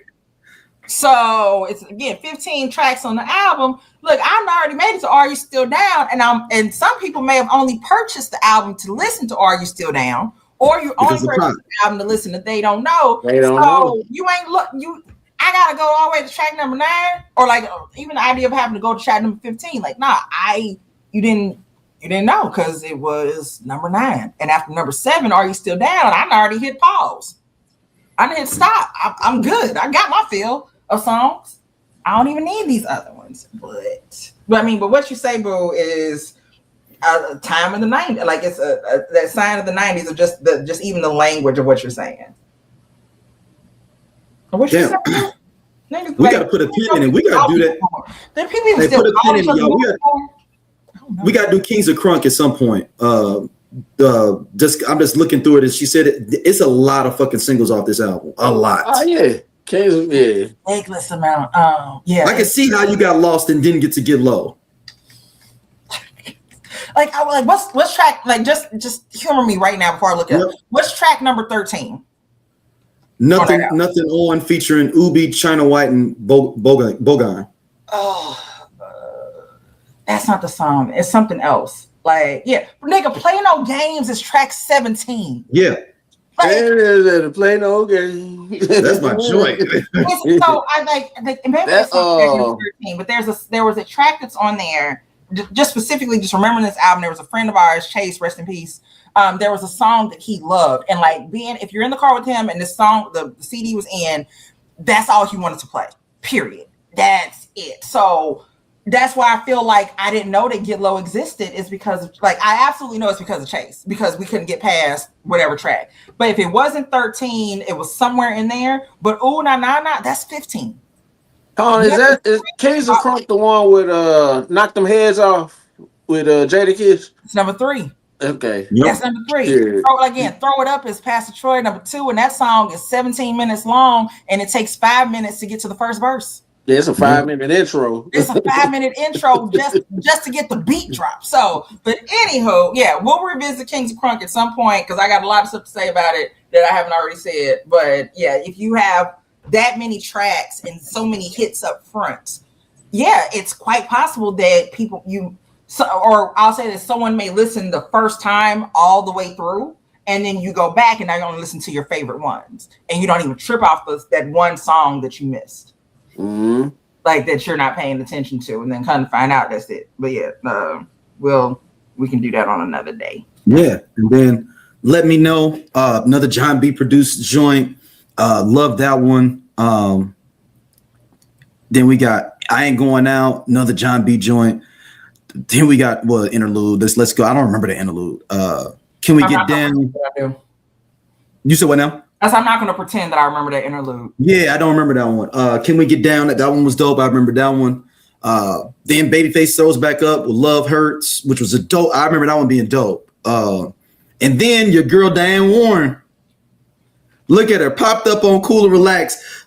I don't know if it's arguably. I think we can safely say this is John B's best album, right? Yeah. Yeah. I mean, there's because what's the other one after that? Is what Pleasures You Like is the next one. Is the next album. This got 5 singles off of it in the 90s. That one, that one took him out of there. Fine. It wasn't a bad album, but I mean, I think this is his best album. You're not wrong. Like I said, the first album, Bonafide, was a great introductory album to let us know who he was, and let us know he wasn't that he was white. That he was and then Cool Relax defined who he was. Mm-hmm. Like he's still eating off of this album. Yes, right? Like he's still eating. Like he does a concert, he's got to do "Are You Still Down?" and he's got to do They Don't Know. He got to do them songs at the minimum. If John B is on the ticket, on the bill for me to go to, I'm at a concert, there are specific songs that I need to hear.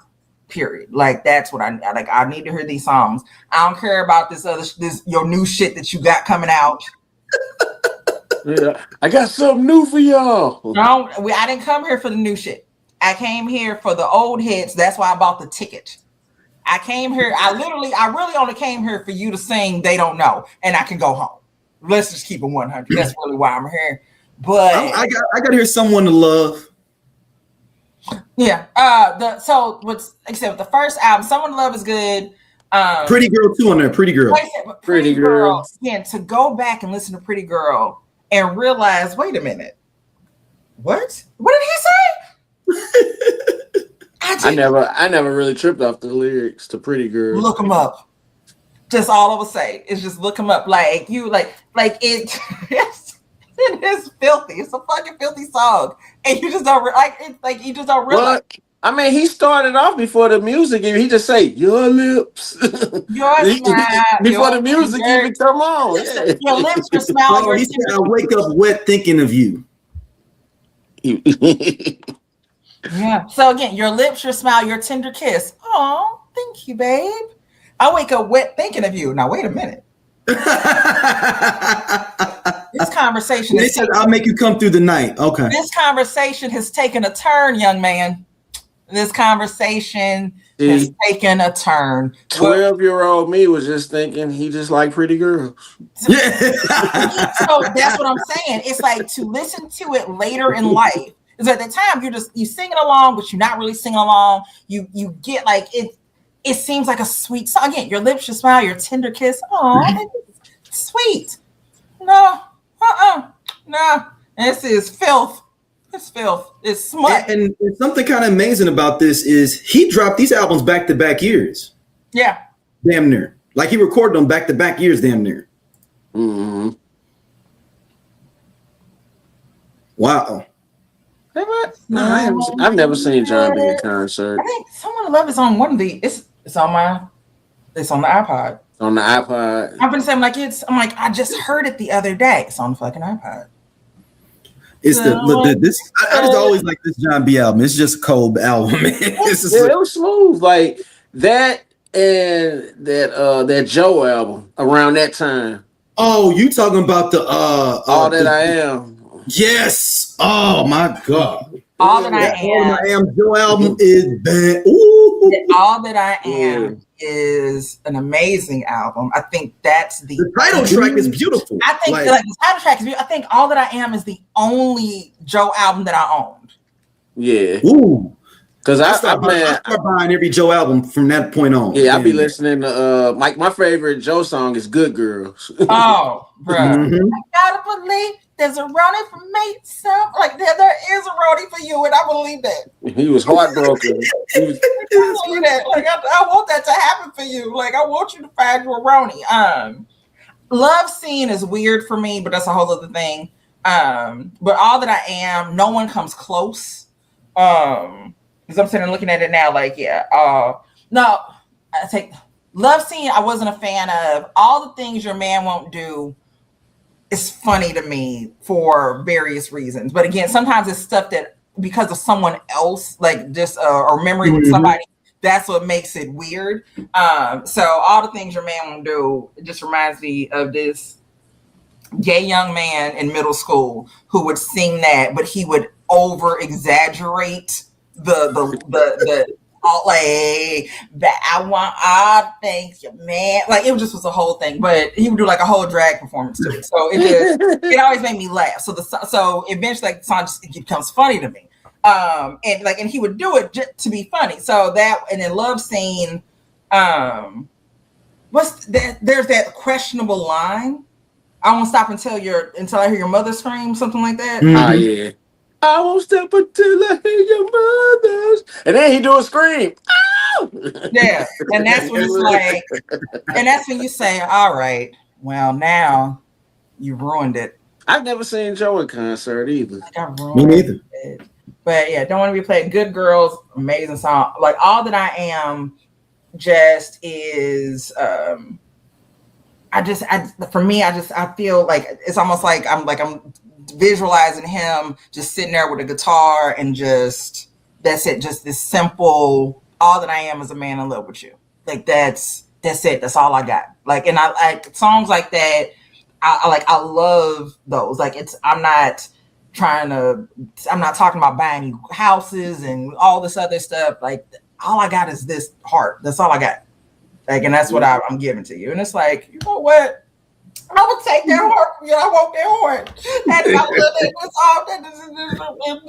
And like you just start doing all of it. So yeah, that was a great. And even what no one else comes close. But that's the guitar. There's the unplugged version. That's what I'm looking at. Well, like that's what I'm thinking about. I'm like, as I just keep thinking about this acoustic situation. So yeah, no one else comes close. The acoustic version. Yeah, it was. Joe had some hits. Period. Oh, just a quick side note before we end. Stacey, I think I might have to go see Floetry in concert just so I can hear them singing It's Getting Late live. There is somebody's son the other day that I was chit-chatting with, and we were sending music back and forth to each other. And I'm like, oh, you want to do this? Let's go. And I send It's Getting Late, and he was like, I'm out. I'm done. And I'm like, what happened? He was like, how dare you send this song? And I'm like, oh, I sent the live version too. The live version, the best version. This is what we doing? Yeah, I think I might go. And yeah, Daryl, Tidra Moses on there too. I'll be there. I'll be there. you don't have to worry. Girl, look, sir, I hear what you're saying. The tickets have already been purchased. I'm already gonna be there. I'm there for Tidra Moses. I did see that, and I'm like, do I want to go? And then also there's an issue of like I don't know what city to go to, and so like I just have to figure it out. But I would not object to going to said concert. I would absolutely go. All right, y'all. Make sure y'all hit us up on the voicemail. Once again, I'm going to keep reiterating the new voicemail box. 314-649-3113. And it'll be in the show notes, too. Just call us. Leave a message. Leave something. A message. Quick call and just wanting to hear the voice. That's it. We going to call back while we on air. Hey, you know what that... we gonna call you back. Like, did somebody page your page? I have absolutely called people in this like in the last decade or return a call and be like, hey, somebody like I've literally said, hey, page me, like, hey, hit me on my hip, hit me on the hip, like or like, page the pages. Where can people hit you up at, Scott? Hit me in the group, man. I'm posting 24/7. I love the 90s music. Yeah. Stacey, do you want to hit you up anywhere? Are you still in the Cash App, right? We got Cash App is working again. We're back up. We back up running. It was the Delta shut down my Cash App a week ago. But there was so much money, DMV thought it was mail fraud. So this was going on. So they shut it down, but we're back up running. Again, you can always donate to the cause. Right now, I'm currently working on Operation Pretty Feet because there was someone on Twitter whose name has the term pretty toes in it. And I saw a picture of them toes. The toes were nice, but that bunion was a cause for concern. So I decided that if she can make money showing off that bunion and them toes, why not me? So I am currently I'm very busy moisturizing my feet. And that's and all of that. It is a 24/7 project. Okay, I'm making sure that these toes are moisturized. We're gonna get them together, and I'm prepared to start my OnlyFans account called Bad Toe Ho, and because I do have a toe that's a little crooked, and I believe in transparency in advertising. Okay, I'm not gonna sit here and tell you I got the world's prettiest toes. One of them's a little crooked. Me and my big toe, the nail on my big toe, we've had some fights, okay? We've been through some stuff. It has hit some walls and it's a little angry at me right now. I need you to know that. But we're gonna charge $9.95 a month for you to look at pictures of my toe. We're working on it. So Bad Toho coming to an OnlyFans account near you. And you can find me on Threads because I like it there. Threads is cool. I ain't made a post yet, but I just be reading stuff. So I guess because I don't have Twitter no more. So I have a Twitter, but I have a smut Twitter, which is how I found out about the Pretty Toe Girl. So I'm like, this is where you get the ideas, right? You know, like those. Like, you know what? That's a way that I can make money. So that you can bring it on home. Bring it on home. Bad Toho coming to an OnlyFans account near you. Might be an Instagram. Don't know. But I'm working on moisturizing. That's where we are right now. So we still are raising money to keep me living, like basically, essentially. Like I am legit living off of donations. Like it's insane. And then we won't talk about. At some point, we will discuss another business opportunity. Yeah, we gotta wait on that one. We got that one needs its whole segment. Yeah, discuss a business opportunity that was presented to me. I can't say the website because it's actually real, but I'll be taking some phone calls. You'll dial an 800 number and I will answer the phone. Is what? Oh Lord, I know somebody they thinking on. It's not girl 6. Girl 6, yes. Not at this time. Like, but it's not yet. So we are just continuing to come up with ideas every week of how I can make extra money. And right now we are focusing on toes. So all right. Well, man, thank y'all for listening as always. We will be back. Peace.